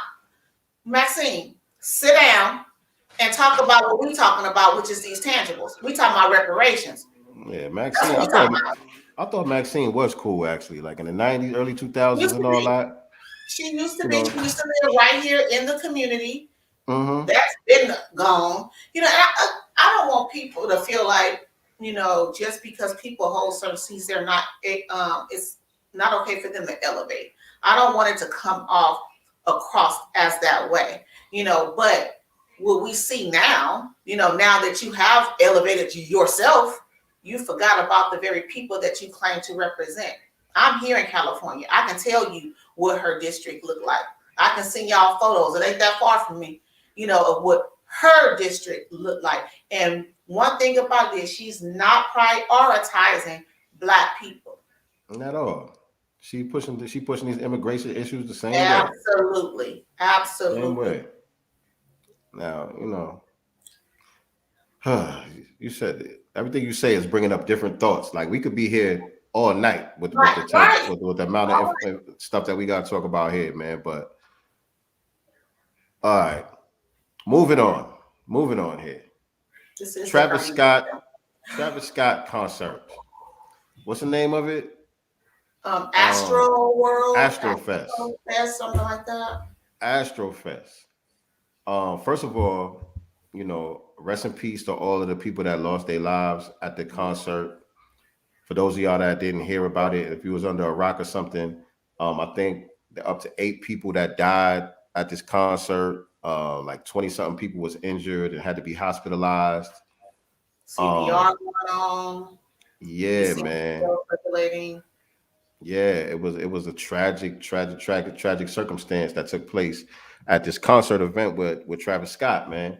And there's a lot of different rumors and stories that's going around, but I did see that the police chief, I think it was, out there in Texas, did say that there is not really a confirmation, but he gave some credence to one of the rumors that somebody was going around poking people with a needle. Mm-hmm. Poking people with a needle at the concert, man, and people was just dropping like flies, man, left and right. I wonder, was it fentanyl? Like, and You know what I'm saying? Like, and that one of the security guards got poked in the neck. He said, you know, with somebody's needle, who knows if it was clean or not, you know, that's just one aspect, but that means someone came there, you know, with the trying to make something happen. You know, someone came there to turn something up. Exactly. Like that's some real. I don't even know what to say about that. Oh, Man. by the way, it's just being reported right now in the shade room that already there's in the process of concert goers are suing what's his name, Travis Scott and Drake. Rock Nation. Yeah, and Drake. Directly. Mm-hmm. He's added into the lawsuit. Right now it says lawsuit filed against Travis Scott, Drake, and Live Nation following Astro World Festival already. They probably get some settlements, being that it's such a big news story and all of that, and they're not going to want to. So I'm sure it's heavily insured, right? Don't they have to get? They definitely have insurance. They definitely have insurance. Company. And I know in the press conference, they was talking about all the security that they did have that was provided by the city and by Rock Nation. So they had like 1,000, like close to 1,000 security personnel that was on duty. But if this was somebody going around poking people with a needle, I mean, what they were supposed to do about that? That's not no neglect on the part of the venue, the artists, the promoters or anything. That's not really no neglect on their part, in my opinion. You know, but I still think that they will probably pay out some lawsuits just, you know, in good faith. You know what I mean? Yeah, but I also felt like I heard a lot of chatter, you know, with people saying like, you know, he's responsible. At the end of the day, he's the artist. I'm there to perform. That's it. How can I be responsible for that? How can I be responsible for that? And I think that people just start to speak and, you know, kind of out the side of their neck. It's easy to say he's responsible because he's the headliner, obviously, but his job isn't to put the stage together. His job, you know, he has people handling security. He's not directly, you know, involved in all that. The business or the record company, the label, they're in charge of that part of it. He's the artist. So to say that he's directly responsible for the death of these people, and they were mad because, you know, he kept performing. I thought that as a performer, stuff go on, you're kind of taught to keep the show must go on. Obviously, unless some fall or it's a shooting or something, maybe. But most people continue to perform. I've seen this in the past, you know? So it's weird to me how quickly it's his fault. Yeah, like you knew what was going on and you kept performing like that, like you was part of the setup or something. Right. Like you wanted people to die at your concert. Like that's how you were trying to make history. Like, come on. Well, mind you, his pregnant girlfriend, Kylie, was there. So you think that he wanted a stampede to happen while his woman, children, unborn and child there? That didn't make sense. Okay, I didn't even know they were still together. Okay. Yeah, she put out something they were showing her what do you call that, Instagram live. She was going live. She was at the concert. Okay. I didn't even see any of the footage, but was there footage of people getting trampled and stuff like that? Yeah, there's footage. I want to say either on Baller Alert or the Shade Room where this one dude, like he was like giving his account. He was very dramatic. You know, like there was hundreds of people just dying, you know, right next to me, like, you know, and it's like a slide if you go on the Shade Room. It's a slide of it that he was live. I want to play this clip from the sheriff here or the chief or whoever he is. I think that all of us need to be respectful of the families and make sure that we follow the facts and the evidence. And that's what we're trying to do here in the Houston Police Department. I will tell you, one of the narratives was that some individual was injecting other people with drugs. We do have a report of a security officer, according to the medical staff that was out and treated him last night, that he was reaching over to restrain or grab a citizen, and he felt a prick in his neck. When he was examined, he went unconscious. They administered Narcan. He was revived, and the medical staff did notice a prick that was similar to a prick that you would get if somebody's trying to inject. think that all of us. Yeah. So niggas out here Wow. tripping, man. And that the crazy part is he had to be revived. So that means he flatlined. You know, that's very, very dangerous. To me, there's a serial killer out there. Exactly. You know, we need to be talking about that. Exactly. Somebody went there with those intentions, like Right. I'm gonna commit mass murder. Like, oof, man. Like I said, I really don't have too many words for this situation, man. You know what I mean? But you know, condolences to all the families, and because I think the kids were as young as like 14 years old. One of them was like One of them 14. that died was 14. I believe a 10-year-old as well, if I'm not mistaken. Like, man, it's crazy. Crazy. Did you say It's sad, unfortunate. You know, like I said, it was sad. It was unfortunate. I don't think that, you know, it's fair to say that he is directly responsible. Yeah, He's not the at all. artist. He's the performer. Not at all.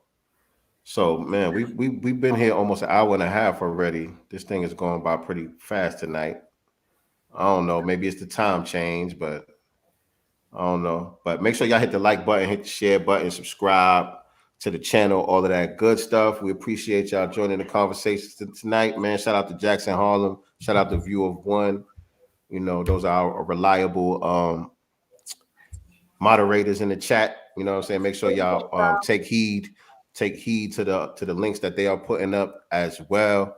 You know what I mean? You can support the kid by going to the kingbyanymeans.com to get your merch for some of the music, and visit sincerelovetogod.com for all things Sincere Love to God. You know, catch up on previous episodes of the Godcast, the Black Business Showcase.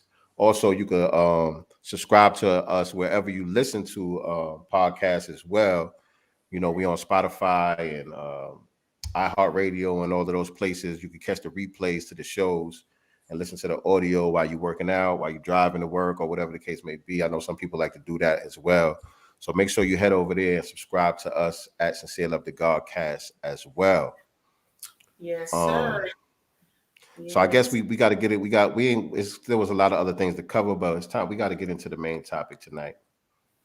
And I guess, I don't know. We could probably just, I don't know. We'll see how it goes, man, because a lot has already been said and covered on it. Like I said, we the cleanup crew on Sundays. We the cleanup crew. Your mic is muted. Your mic is muted. Okay, there you go. JP, I don't know what you keep doing. You keep hitting the mute button. All right, you back now. I was yelling in the background. All right. Yeah. I was yelling in the background. JP, I ain't mad. Before we hit the main topic, I also want to really quickly throw in that guy who walked up on Lil Boosie and his son. That was completely inappropriate. He was with his child. Yeah, that was inappropriate. That was crazy. Now who's going to address these LGBT niggas with their violence? Right. Because he walked up with violence. These toxic moistness, or this toxic moisture going around. You know what I mean? Boosie ain't attacking nobody, running up on nobody with their kids and all of that stuff. Boosie is just a man with an opinion. That's it. You know what I'm saying? He has an opinion. You know what I mean?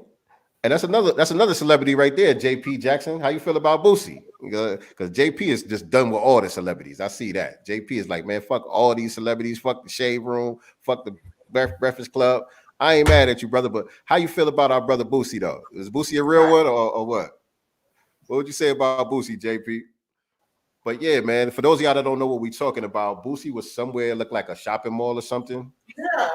Yeah. Walking with his son, and there was a gay dude that ran down on him, talking about, oh, I know who you is. You that nigga Boosie be talking shit about my niece, talking about Lil Nas X's niece, and I fuck you up right now, and blah, blah, blah. Just threatened the man. Just ran down on the man while he was with his son and threatened. Something in his hand. Like he had something, like he was, swinging. Yeah. I don't know. He had on a cape. The You nigga know, had on a cape, and I think he had a whip. I don't know yeah. what he had. I don't know what he And, had. but you notice when Boosie started walking up on him, he started yeah. walking back. I was like, oh, he Yeah. don't want it. He don't want it. Yeah. He ain't Yeah, really want the he was here for smoke. a show. He ain't really want the smoke. He wants the smoke. And I'll say this too, because you never know, because it kind of did look like it could be staged as well. Yeah. It kind of looked like it could have been staged. So But I'm gonna who just throw that staged out there. But who staged it? You know, Boosie be clout chasing a little bit, man. Boosie be clout chasing a little bit. I will say that. I ain't saying yay or nay. I'm just saying it looked like it could have been staged. That's all I'm saying.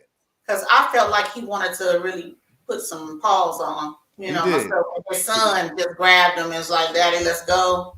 Yeah. You know, we got something to lose. This fool don't. Yeah, man. I don't know. What y'all think? Y'all think it was real? Y'all think it was set up? Y'all think it was you think Boosie handled it the right way by just walking off? And you know, what y'all think? Let us get some feedback in the chat. And also, if you're watching this on the replay, leave us a comment. Let us know what y'all think about that whole situation. What you would have did if that was you walking with your son and some moist dude ran down on you. Because I'm gonna tell you right now, for me, that is a very touchy predicament to be in, because I don't want to fight no moist nigga. No. Like that's like a no-win situation. Because what if I get beat up? First of all, what if I get beat up? What if I lose? What if I lose? Because they got hands now. Don't play now. It's still a man. No. It's still a grown man. It's still a grown man. What if this nigga knocked me out and touched me inappropriately or something? Right. I'm finished out here. So I don't want no smoke, moist nigga. Leave me alone. You know what I mean? I'm just over here minding my business with my son. I don't want no smoke. I'm sorry if I offended you. I apologize. I'm a cop, please. I'm saying that's my position, y'all. I'm copping, please. If one of these moist niggas run down on me, I don't want the smoke. I apologize, sir, ma'am. However you identify, I don't mean to be offensive. I'm sorry. That's my position. I don't want no smoke. Jackson Harlem says gays got to be checked too. That was an assault. Yeah, it was. Yeah. You know, he was pretty violent. But I'm just letting you know now. I ain't trying to fight him. That's just me. 4144 said, take that peanut butter. No, sir.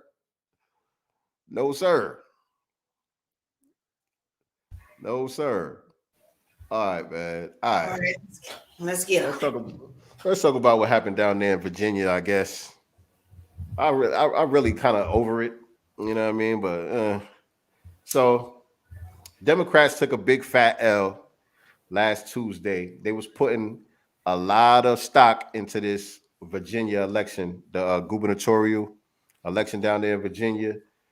They was really dependent on this one. It meant a lot to them, and you knew that because they had Obama out there, they had Kamala out there, they had a couple celebrities down there. Like they brought out the all-star cast, right, to really try to gin up the black vote. It was like it's a home run. Yeah, and they got their asses handed to them. Now they out here trying to explain. So speak on that, nyctegur. Let them know what's going on, because I feel like so the Dems, you know, like he said, you know, brought out all their, you know, star players, Obama, Kamala, a few celebrities, because you know they thought they were going to nail this and, you know, hit a home run and get their boy in. Yeah, but you know, they forget there's a such thing as the black media. There's also another group of people, black people, who are tired of showing out to vote and get nothing in return, right? Young folks are not playing. You're going to come up off those tangibles or we're not showing up. And so this was their first taste of just that. They thought that it was all smoke and nothing else, you know, and now they know. I don't feel like they're still, you know, acknowledging it though. Right? I don't feel like they're acknowledging that fact. At least they won't admit it. Take your L, come up off those tangible, and we'll do our part. But again, if you don't, and that goes for both sides, by the way, because let's be clear, Black people wasn't going for either. Exactly. They Right. stayed home. They stayed They home. stayed home. They stayed home. We were not motivated, but you haven't given us anything to motivate us. So what is the point?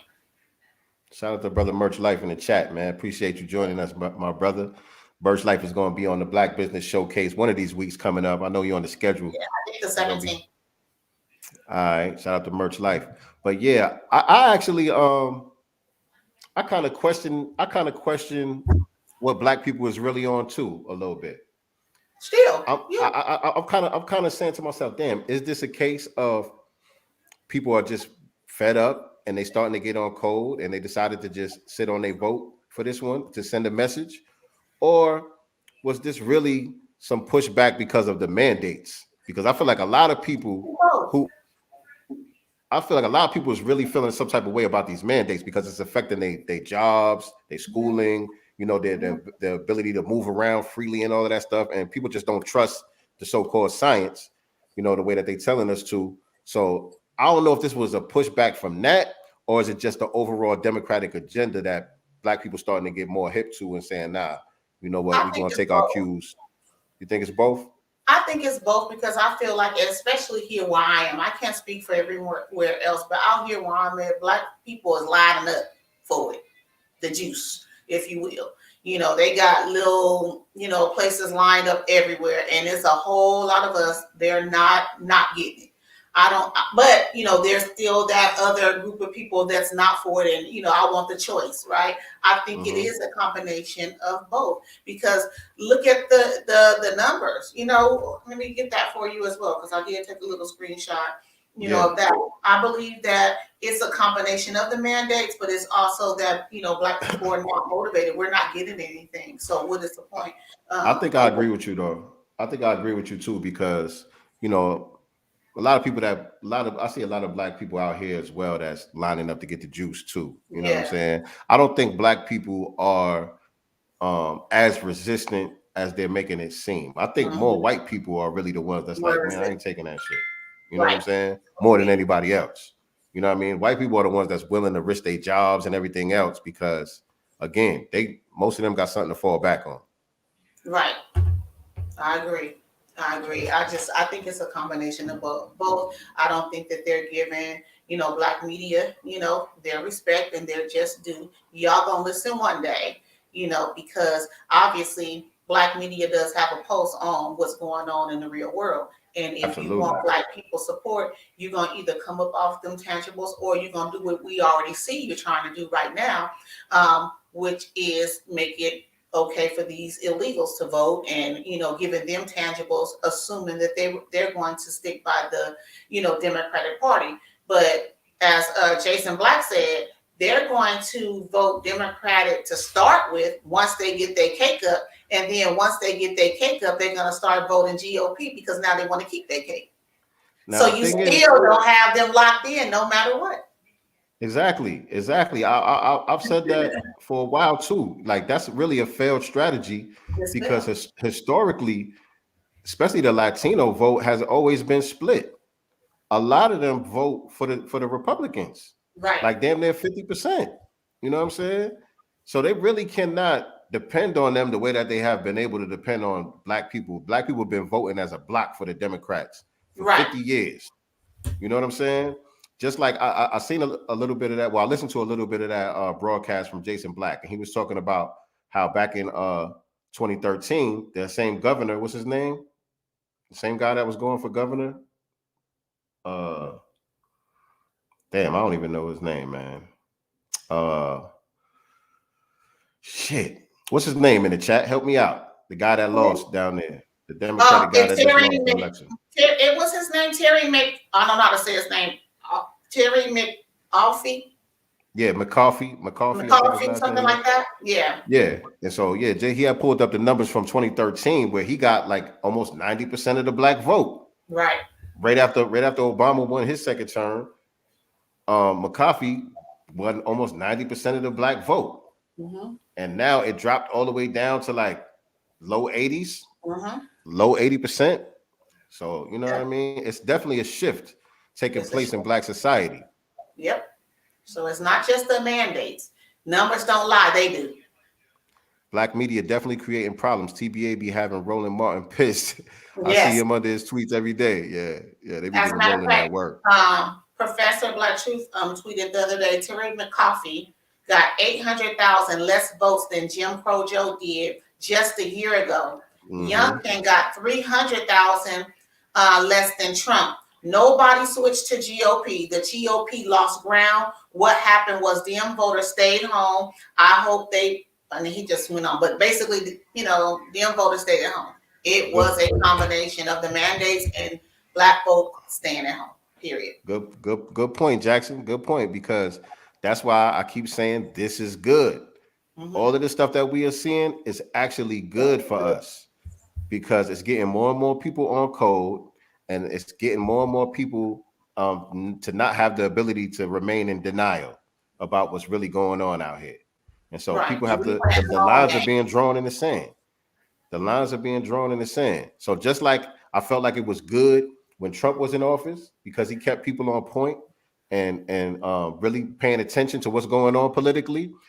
Same thing now, because now all of the Biden sexuals and the Kamala supporters and all of that, y'all are being forced to prove us wrong now. Now y'all are in position to have to show that what we were saying all this time was bullshit.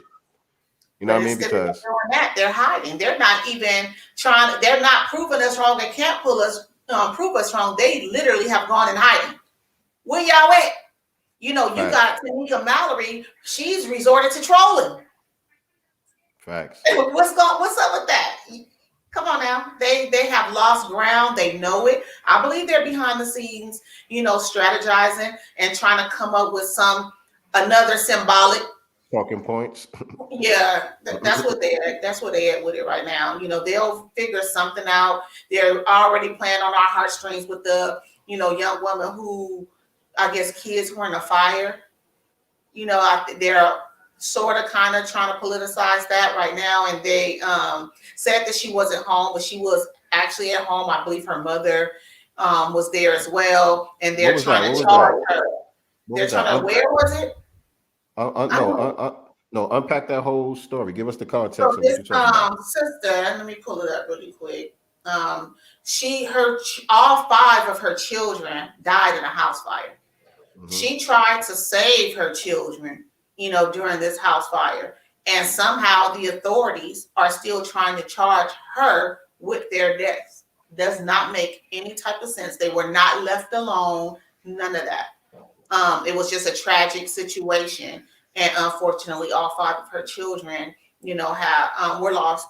Lives were lost, and they're trying to charge this woman, you know, with their murders. The Dems will try to figure out a way to finesse this situation, maybe help her out, so they can pull on our heartstrings. That has nothing to do with policies, though. You know what I'm saying? And what we're asking for as far as tangibles, but I already see it kind of. You see little posts, you know, from them. Yeah. Same thing they doing with this Build Back Better plan. And they're talking about all this money that they have set aside for Black farmers. You know what I'm saying? Which is cool. You know what I'm saying? It's a small group of Black farmers who have some money earmarked for them, which they should have been had anyway. You know what I'm saying? They shouldn't have been locked out of these funds and these resources that they need anyway to get it popping. Now there's even less farmers than there was when they started the fight to begin with, because people couldn't stay in business. You know what I'm saying? But now they're trying to make it seem like them giving some money to this group of farmers is doing something for all of us. Right. And we're not going for that okie doke. We're not going for the okie doke, man. We're talking about tangibles, preferably in the form of reparations for foundational Black Americans as a group. We're not talking about some hand-picked groups here and there that you want to do something for, and we're supposed to live vicariously through that. Right. Nah. That's not a win for everybody. Now, when they're talking about, you know, policies and stuff for these other groups, they're talking about them as a whole. As a whole. Know, the whole group. You know, so yeah, we're not going for that. Like, great, you know, they were supposed to get that anyway. Kudos to them. Shout out to those Black farmers. But what about the rest of us? Word up. Word up. So yeah, we're not going for that pump fake. And GK, you talking about this sister right here, GK? I don't know if I want to call her a sister, but this what you talking about, GK? What y'all think about the Jamaican lieutenant governor? This mammy that they got over here that the Republicans got, The Republicans and the Democrats, they be doing the same shit. You know what I mean? They go get these foreign tethers to try to make it look like, you know, the illusion of inclusion, because you put somebody with melanin in their skin into a position of power or close to a position of power, and we're supposed to all be jumping up and down celebrating. But listen to this woman. Well, I tell you, the first person who ever really talked about black business equals black power was Richard Nixon. Come on, lady. Black business equals black power. Imagine that. All this time it appears that Nixon was a homeboy. Come on, man. Come on, What was lady. that? What was He that? out here trying to give props. Trying to give props. First of all, a homeboy. What, like, why would you? A homeboy. Like, that's how you know when you're dealing with a tether, because we don't even talk like that. We don't even talk like This that. This is somebody who sees Black Americans through the lens of the white supremacists. Yes. You know what I'm saying? Right. A homeboy. You don't sound cool, right? Talk to me like you're talking about business. You know Because what I mean? politics is a business. Don't talk to me with that, you know, ghetto slang or, you know, black scent, whatever you want to call it. Talk to me like you are going into a business meeting, like you talk to the white people when they come to you talking about the policies that they want.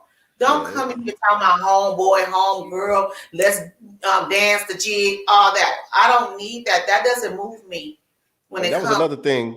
That was another thing I like that Kanye said. He said, when white people say rapper, they low key calling you a nigga. Right. He said, yeah. And that's some real shit. That's the type of shit that they be doing. You know what I mean? That's like a code word for them. Rapper. You know what I mean? It's a way to marginalize you and put you in a certain category. And it's a dog whistle to the rest of the white supremacists of what we dealing with. Yeah. It's another way of calling you a nigga. And so that's what she just did. That's what she did. That was a dog whistle for her white supremacist benefactors. Homeboy. And not just that, the crap that she was saying about how, you know, her dad got here right before, you know, the civil rights movement, but he didn't let that stop him. Yeah, that old narrative. You know, that I came over here. Story. We were able to do it. You know, I went to school, you know, and I had, you know, 13 kids, and I rode a bike with all of them one on my neck, one on my back. Like, it was just like, girl, well, we ain't doing that. And shouldn't have to. Never mind the fact that Richard Nixon is the one who came up with this whole benign neglect strategy that they've been running for decades now. Never mind that fact. And never mind the fact that your dad had to flee where he was from to come here to make it. Let's start there, right? Your dad had to leave where y'all were born to come here and do anything. So let's also talk about that. Let's talk about those policies that our ancestors fought for that you guys were able to come over here and benefit from. Now do it in the reverse. How many foundational Black Americans can say they went to Jamaica and was able to build something or get something? I'll wait. Say that. I'm looking for the other video that she put out recently, because we got some mammy on mammy crime going on here. Oh yeah, she and Joy Reid. Yeah, here you go. Both of them from Jamaica, by the way. Well, Joy Reid, I thought she was African. I thought she was part Jamaican. Now, don't get me. Maybe. I think one parent is from the Caribbean somewhere, and the other parent is from Africa, something like that. Either way, she's non-foundational Black American for sure. Right. And now she's being challenged by the new bed wench in town. Right. With a gun. The new bed wench with a gun. In the Marine Corps, I was still a Jamaican, but this country had done so much for me. I was willing to die for this country. USA! Republican Winsome Sears delivering an emotional, inspirational speech as voters in Virginia elected her to be. Now, hold on a second, because she talking like she went to war, like she was on the front lines or something like that. Right. You know what I'm saying? Like, I don't know her history, you know what I mean? But I don't know, she don't look like she was no soldier. At all. But and let's be clear, you get over here, the red carpet is rolled out for y'all. become the lieutenant governor of their state. Let's bring in Virginia's Lieutenant Governor-elect Winsome Sears. Very good to have you with us. Congratulations to you on your win last night. It was wonderful to see you up there with your beautiful family accepting the lieutenant governor win. Tell me how you felt this morning when you woke up. Tired. Literally, because Hold on, let me skip past some of this babble. Yeah, because that is going to be babble. I saw that. I just want to go to where she Somebody dad. called out Joy Reid. Oh, the part about her dad too, right? Yeah, yeah. Where was that at? That's probably back a little bit more. It's in there too. Know. Let me see. they're dying to get in because they know if they before that, right before that. Let me see. You gave his "I Have a Dream" speech. We're better than that. There you go. We're always going to have Right problems. there. At the height of the civil rights movement, 17. All right. I don't know what it is to be poor. You're looking at the American dream. So we can do better. And Yeah, because the American dream is to get to come over here and with unearned benefits and eat off a foundational Black American. So you're right. We are looking at the American dream. Nightmare. You know, you're living the American dream of our foundational American nightmare. Exactly. It's not 1963 when my father came at the height of the civil rights movement, 17 days before Martin Luther King Jr. gave his "I Have a Dream" speech. We're better than that. We're always going to have problems. I understand that. How are we better than that? And foundational Black Americans are still in the same exact predicament that they was in 1963. Because they're going to say it's our own fault. They would never acknowledge the fact that it's policies, it's a system that is in place to make sure that we do not, nothing changes for us. They'll never acknowledge that. They will always use the whole, we're lazy because look at these immigrants that come over here and work hard and y'all don't. And, you know, we started off the program by playing a clip from Malcolm X, but Malcolm X also always warned us to be leery of Negroes that use that word "we" when referring to the white supremacist power structure. Mm-hmm. You know what I'm saying? So her talking about we're better than that. Who is this we that she talking about? You know what I'm saying? So, you know. That I'm not saying we're perfect, but you can see those people at the border right now trying to get in. They're dying to get in because they know if they can put a foot on American soil, the trajectory of their lives will change just as it did for my father. Exactly, because you could stand on the backs of foundational Black Americans and get a boost up, which is way better than the country where you came from. Right. And again, I'm waiting for them to name a foundational Black American that has entered any of their homelands and was able and allowed to come and build anything. You know, here's what Joy Reid said last night, and I want to just get a quick response from you, if I can, over on MSNBC about the Youngkin win and your win. Watch this. You have to be willing to vocalize that these Republicans are dangerous, that this isn't a party that's just another political party that disagrees with us on tax policy, that at this point, they're dangerous. They're dangerous to our national security because stoking that kind of soft white nationalism eventually leads to the hardcore stuff. Your reaction to that, Ms. Sears? I wish Joy Reid would invite me on her show. Let's see if she's woman enough to do that.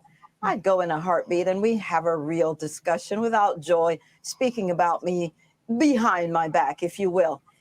She talks about white supremacy. Does she know that I ran against a white supremacist? I mean, Joy, come on, get your facts straight and then come talk to me. I'm waiting for you. We hope she'll take you up on it. So it sounds like a mammy on mammy versus coming up. Right. Somebody call Swiss Beats and Timberland. Right.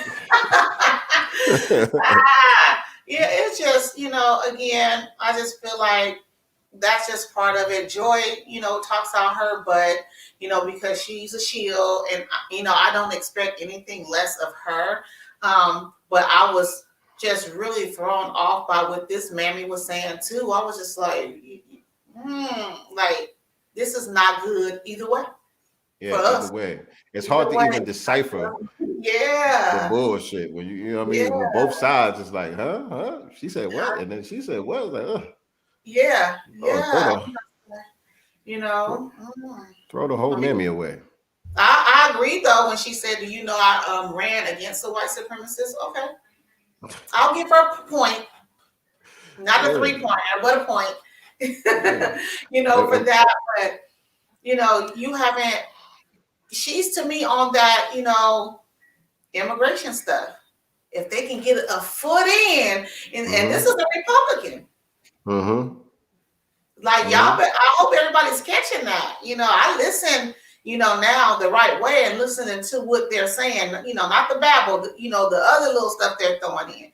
And I was like, okay, so she about to, you know, open the floodgates too. Or maybe not, but at least dangling it over their heads. You know what I'm saying? Because again, they have historically been able to piece off a good portion of that Latino vote for the Republicans. You know what I'm saying? And the funny thing is, you know, over the past how long Biden been in office now? 10 months, 11 months, something like that? Yeah, because we're going into January. Yeah. This whole time he's been prioritizing all of these other groups over foundational Black Americans. And the majority of them went and voted Republican down there in Virginia. Yes. So what does that say? The same people that y'all cutting checks for and set asides and crime bills and all of this stuff for these people, and they went out and voted for the Republicans.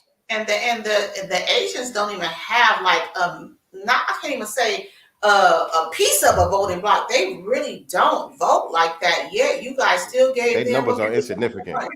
They're not at all. And y'all still gave them a major win with that crime bill, as well as, you know, that hate bill and those resources. That was major. So again, it just goes to show, like, Jim Crow Joe never changed. He's always, with his 47, 48 years in office and his policies, he has contempt for Black people. He's talking about, you know, giving them, even though he says that the dollar amount was off, the fact that you're even talking about giving them anything, yet you're not trying to give anything to the people you locked up for low-level crimes for years.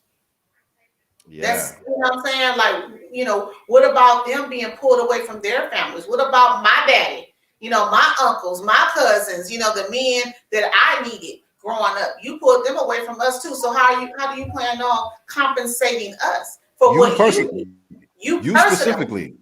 Right. You specifically, you know, crime bill Biden. Ethiopians voted against them. I saw a tweet about them saying they won't support Democrats until America removes sanctions. Wow. I saw that too. And I thought that struck me as funny too, because normally they just Black, you know. Now they being very specific about these other groups now. You know, Ethiopians, as if that's a significant vote. Ain't nobody running around talking about we trying to get the Ethiopian vote. You know what I'm saying? They trying to get the Black vote. The Black vote is what matters. Why? Right. Because we vote as a Bloc.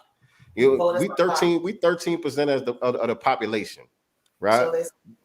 So they say 13% of the population. We the least powerful people on the planet. We have the less resources on the planet. Yet they're so dependent upon us to win elections. Right. Imagine that. Imagine that. The 13% of the population, the ones with the least amount of resources, the least amount of power and influence, and y'all can't win an election without them. Right. Imagine that. Yet you won't do anything to help these very people that you need. Take them for granted. It's an exchange. And until we get a fair exchange, what happened in Virginia is going to happen everywhere. It better. Oh, you're talking about, he said, so they think vote Republican going to change that? You're talking about the Ethiopians, right? They probably do. They probably going for that okie doke. Or maybe because they have a lot of businesses. We, you know, here in Cali, I don't know about other, you know, states, but we have a little Ethiopia here. They have a whole business, you know, section. So it will make sense for that reason, I would say. That's a good point. They're just thinking business. They're just thinking business. Yep, tax cuts and all of that stuff. That's exactly a good point. Because, yeah, I think in D.C., they're the ones that run like all of the parking and shit down there, like all the parking garages and stuff like that. That's all ran by East Africans, Ethiopians. So they own those structures. I don't know if they own them, but they definitely run them. Like that's their industry. You know how every group that come over here, they get their own industry. Like y'all gonna get gas stations, y'all gonna get bodegas, y'all gonna get the hair supply stores. Right. You know what I'm saying? They got their own industry set up to all extract the black dollar. You know what I'm saying? And so for them, they got the parking shit on lock out there. But yeah, the mammy had brought up Dr. King as well too. But Dr. King's daughter had something to say about some of these Biden policies. And I don't think the Democrats are too happy with her right now. Not now, but that's all right. But what you gonna say about Dr. King's daughter though? What you gonna say? You gonna say she's a Russian bot and she's being manipulated? What you gonna say about her? Right. Because she's sounding a lot like us. My heart is extremely heavy right now. And I hope all who hear this message and have the power to do something will act.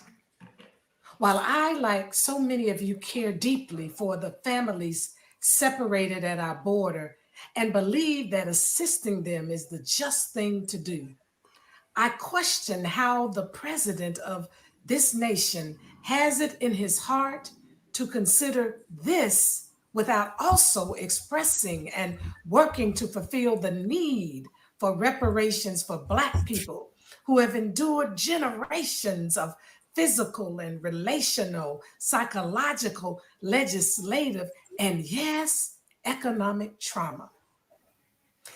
As my father said, we must recognize that we can't solve our problem now until there is a radical redistribution of economic and political power.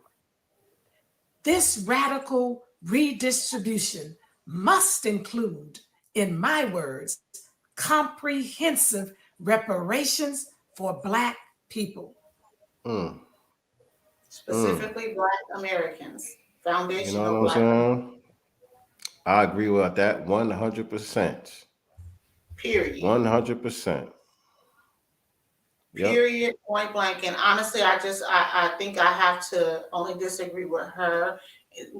No one should have been separated from their children in that way and stuff. I won't agree with that. It could have been done and handled a different way, but these people did break the law, and there's consequences to breaking the law. When you break the law, you go to jail, right? I guess that's a form of jail. If and again, I hear, a lot of those people, when it comes to them crossing over the border, they'll tell like those border agents, arrest me, just let my kids go. They'll separate themselves from their children a lot of times just to get them here, not really knowing who they're going to be with and where they're going to get to, so I'm supposed to kind of, have a heavy heart for, I'm not trying to be, non-compassionate, but again, these people broke the law and there's no compassion for a Black man, woman, or child that you break the law to steal a lollipop. Come on now. I guess I'm just not that, that was an excellent point. A lot of them are volunteering to have their families torn apart.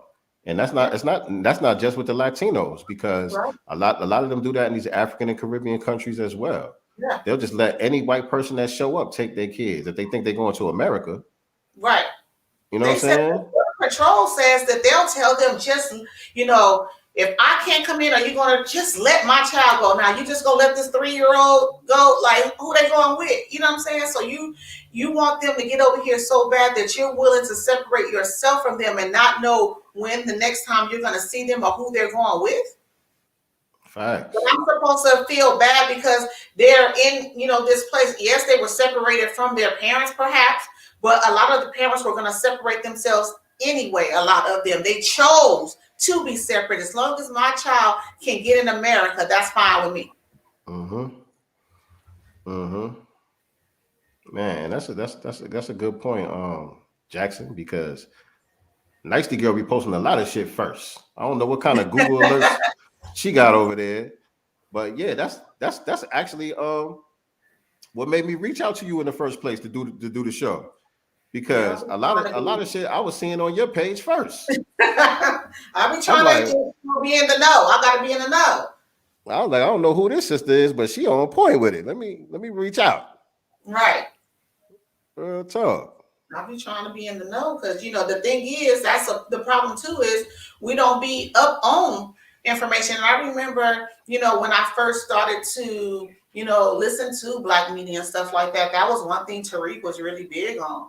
We got to be in the know, getting information, trying to put out information first, get on top of it because we already know they're gonna try to throw a monkey wrench. So we got to get on top of this, learn it, what they talking about, weed out the BS, what I'm saying, and figure out what's going on. So once he said that, I was like, I honed in on that. We got to be able to, be the first sometime. You got to be ahead of the curve, man, before they get a chance to put their spin on it.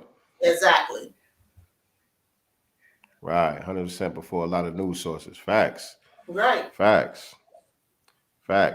So, family, we've been here with y'all for 2 hours, man. There was a lot of other stuff to talk about, but we ain't gonna be able to get to everything. Man. But we definitely appreciate y'all tuning in to the Godcast. Yes. You know what I mean? But we like 5-6 weeks in the game now. Yeah. We on the road here, family. We appreciate y'all being with us. Y'all are definitely our day ones. So make sure that y'all subscribe to the channel. Make sure you hit the notification bell so you could be notified whenever we go live with new episodes. Make sure you share this out. Clip your favorite parts of the show and post it up on your Instagrams and your Facebooks and all of that stuff. Just make sure you tag me and nyctegur inside of the inside your post and all of that stuff, and let people know where they can find us at, where they can listen to the show at, and all of that. Where we at? Oh, y'all see it scrolling across the bottom right now. Actually, I'm at Sincere Love to God on all social media platforms, and nyctegur #1 on IG, and without the one on all others. Without the one on all other platforms. Yes, that is correct. And also make sure y'all. Our brother Tariq just listed his book on Amazon for pre-sale, Foundational Black American Race Baiter. My Journey into Understanding Systematic Racism. It just dropped right now. Pre-order, okay. A pre-order, but there's delivery. It says the 10th through the 17th. Okay. That's what's up. Shout out to Tariq with his new book. I got a book I'm working on too. I ain't gonna say too much about it right now.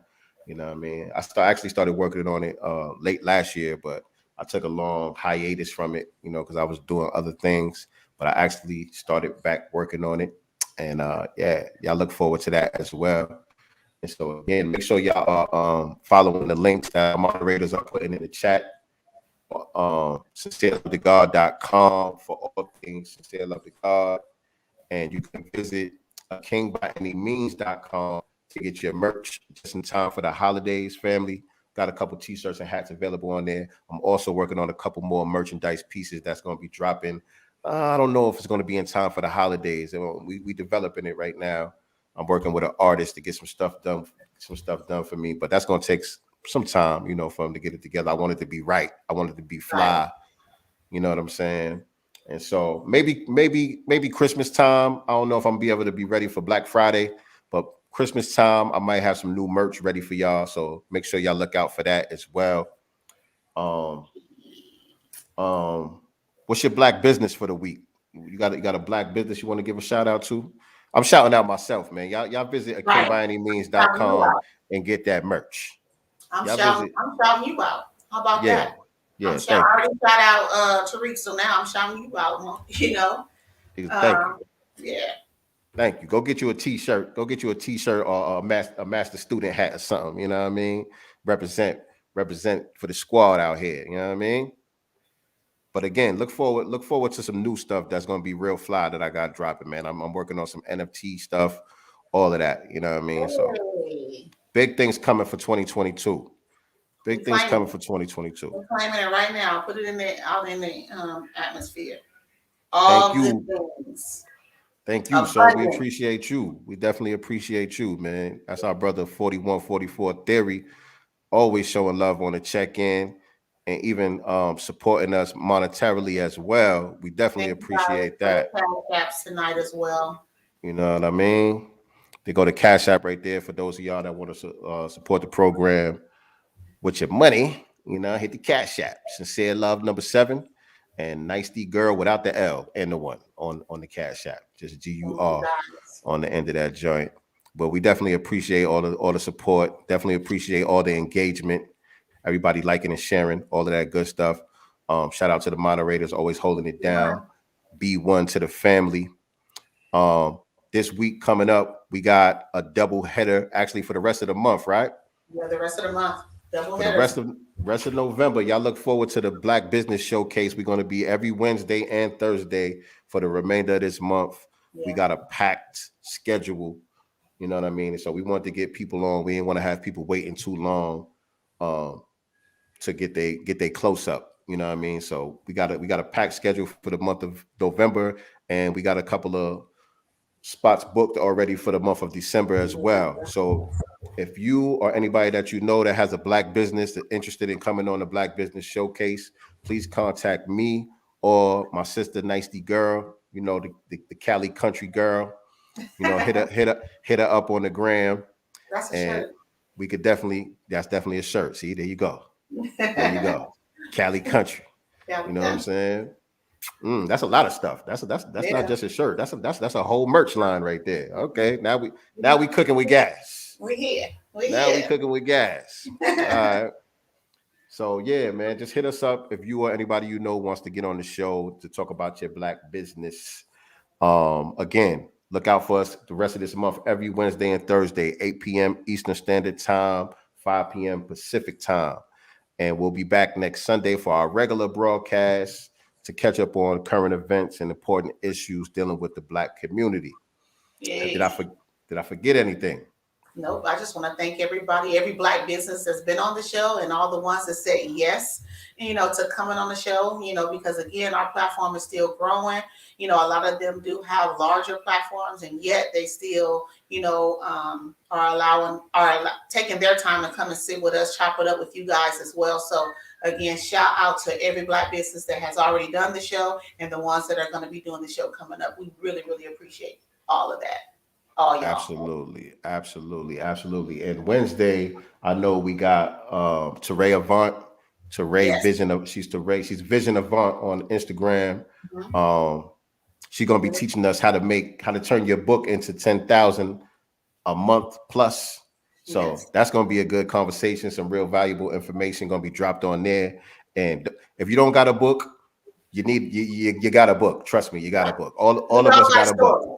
We all got a story, right? Exactly. And, you know, it's just, you know, getting it on paper and then perfecting it. But I think, you know, exactly. I'll follow her. And shout out to Merch Life too, because that's what Merch Life does as well. He can get your book done. He can get your book formatted, published, all of that good stuff. From top to bottom, Merch does his thing with the books. And so it's a lot easier than a lot of us think or even know. With the technology and stuff that they got available now, you could literally, like, we could take this interview that we did here tonight, this broadcast that we did here tonight, send it to Merch Life, and he'll type that thing up and turn it into a book. And we have a book, you know what I'm saying, just based off of that. So it's very easy, you know what I'm saying, to get you a nice ebook that you could put the link in your bio and your supporters could support you, you know what I'm saying, or you could use that to create a text list, an email list, you know what I'm saying, just in case, you know, you get kicked off of YouTube or they shut down your Instagram page, then you could easily contact the people that's already tapped in with you because you sent them your free ebook and now you got they data, you know what I mean? So make sure y'all here for that conversation on Wednesday. That's going to be a good one. Yeah. All right, family. And so that's all we got for y'all tonight, man. Again, we appreciate y'all. Remember, we are not the master teachers. We are only the master students and signal boosters for the voices of the new Black media. Tap in. Make sure you tune in next week for another great episode as we take you all Black to the future. I just love saying that. Do y'all like it? Are we taking you guys black to the future, by the way? Do you guys feel like we're going there? Like, you're boarding, the shuttle and we're taking you black to the future? Do you feel the ride? The mothership, baby. Right, right. All right, y'all. We appreciate y'all. Y'all have a good week, man. Peace. Peace. Have a good one, guys.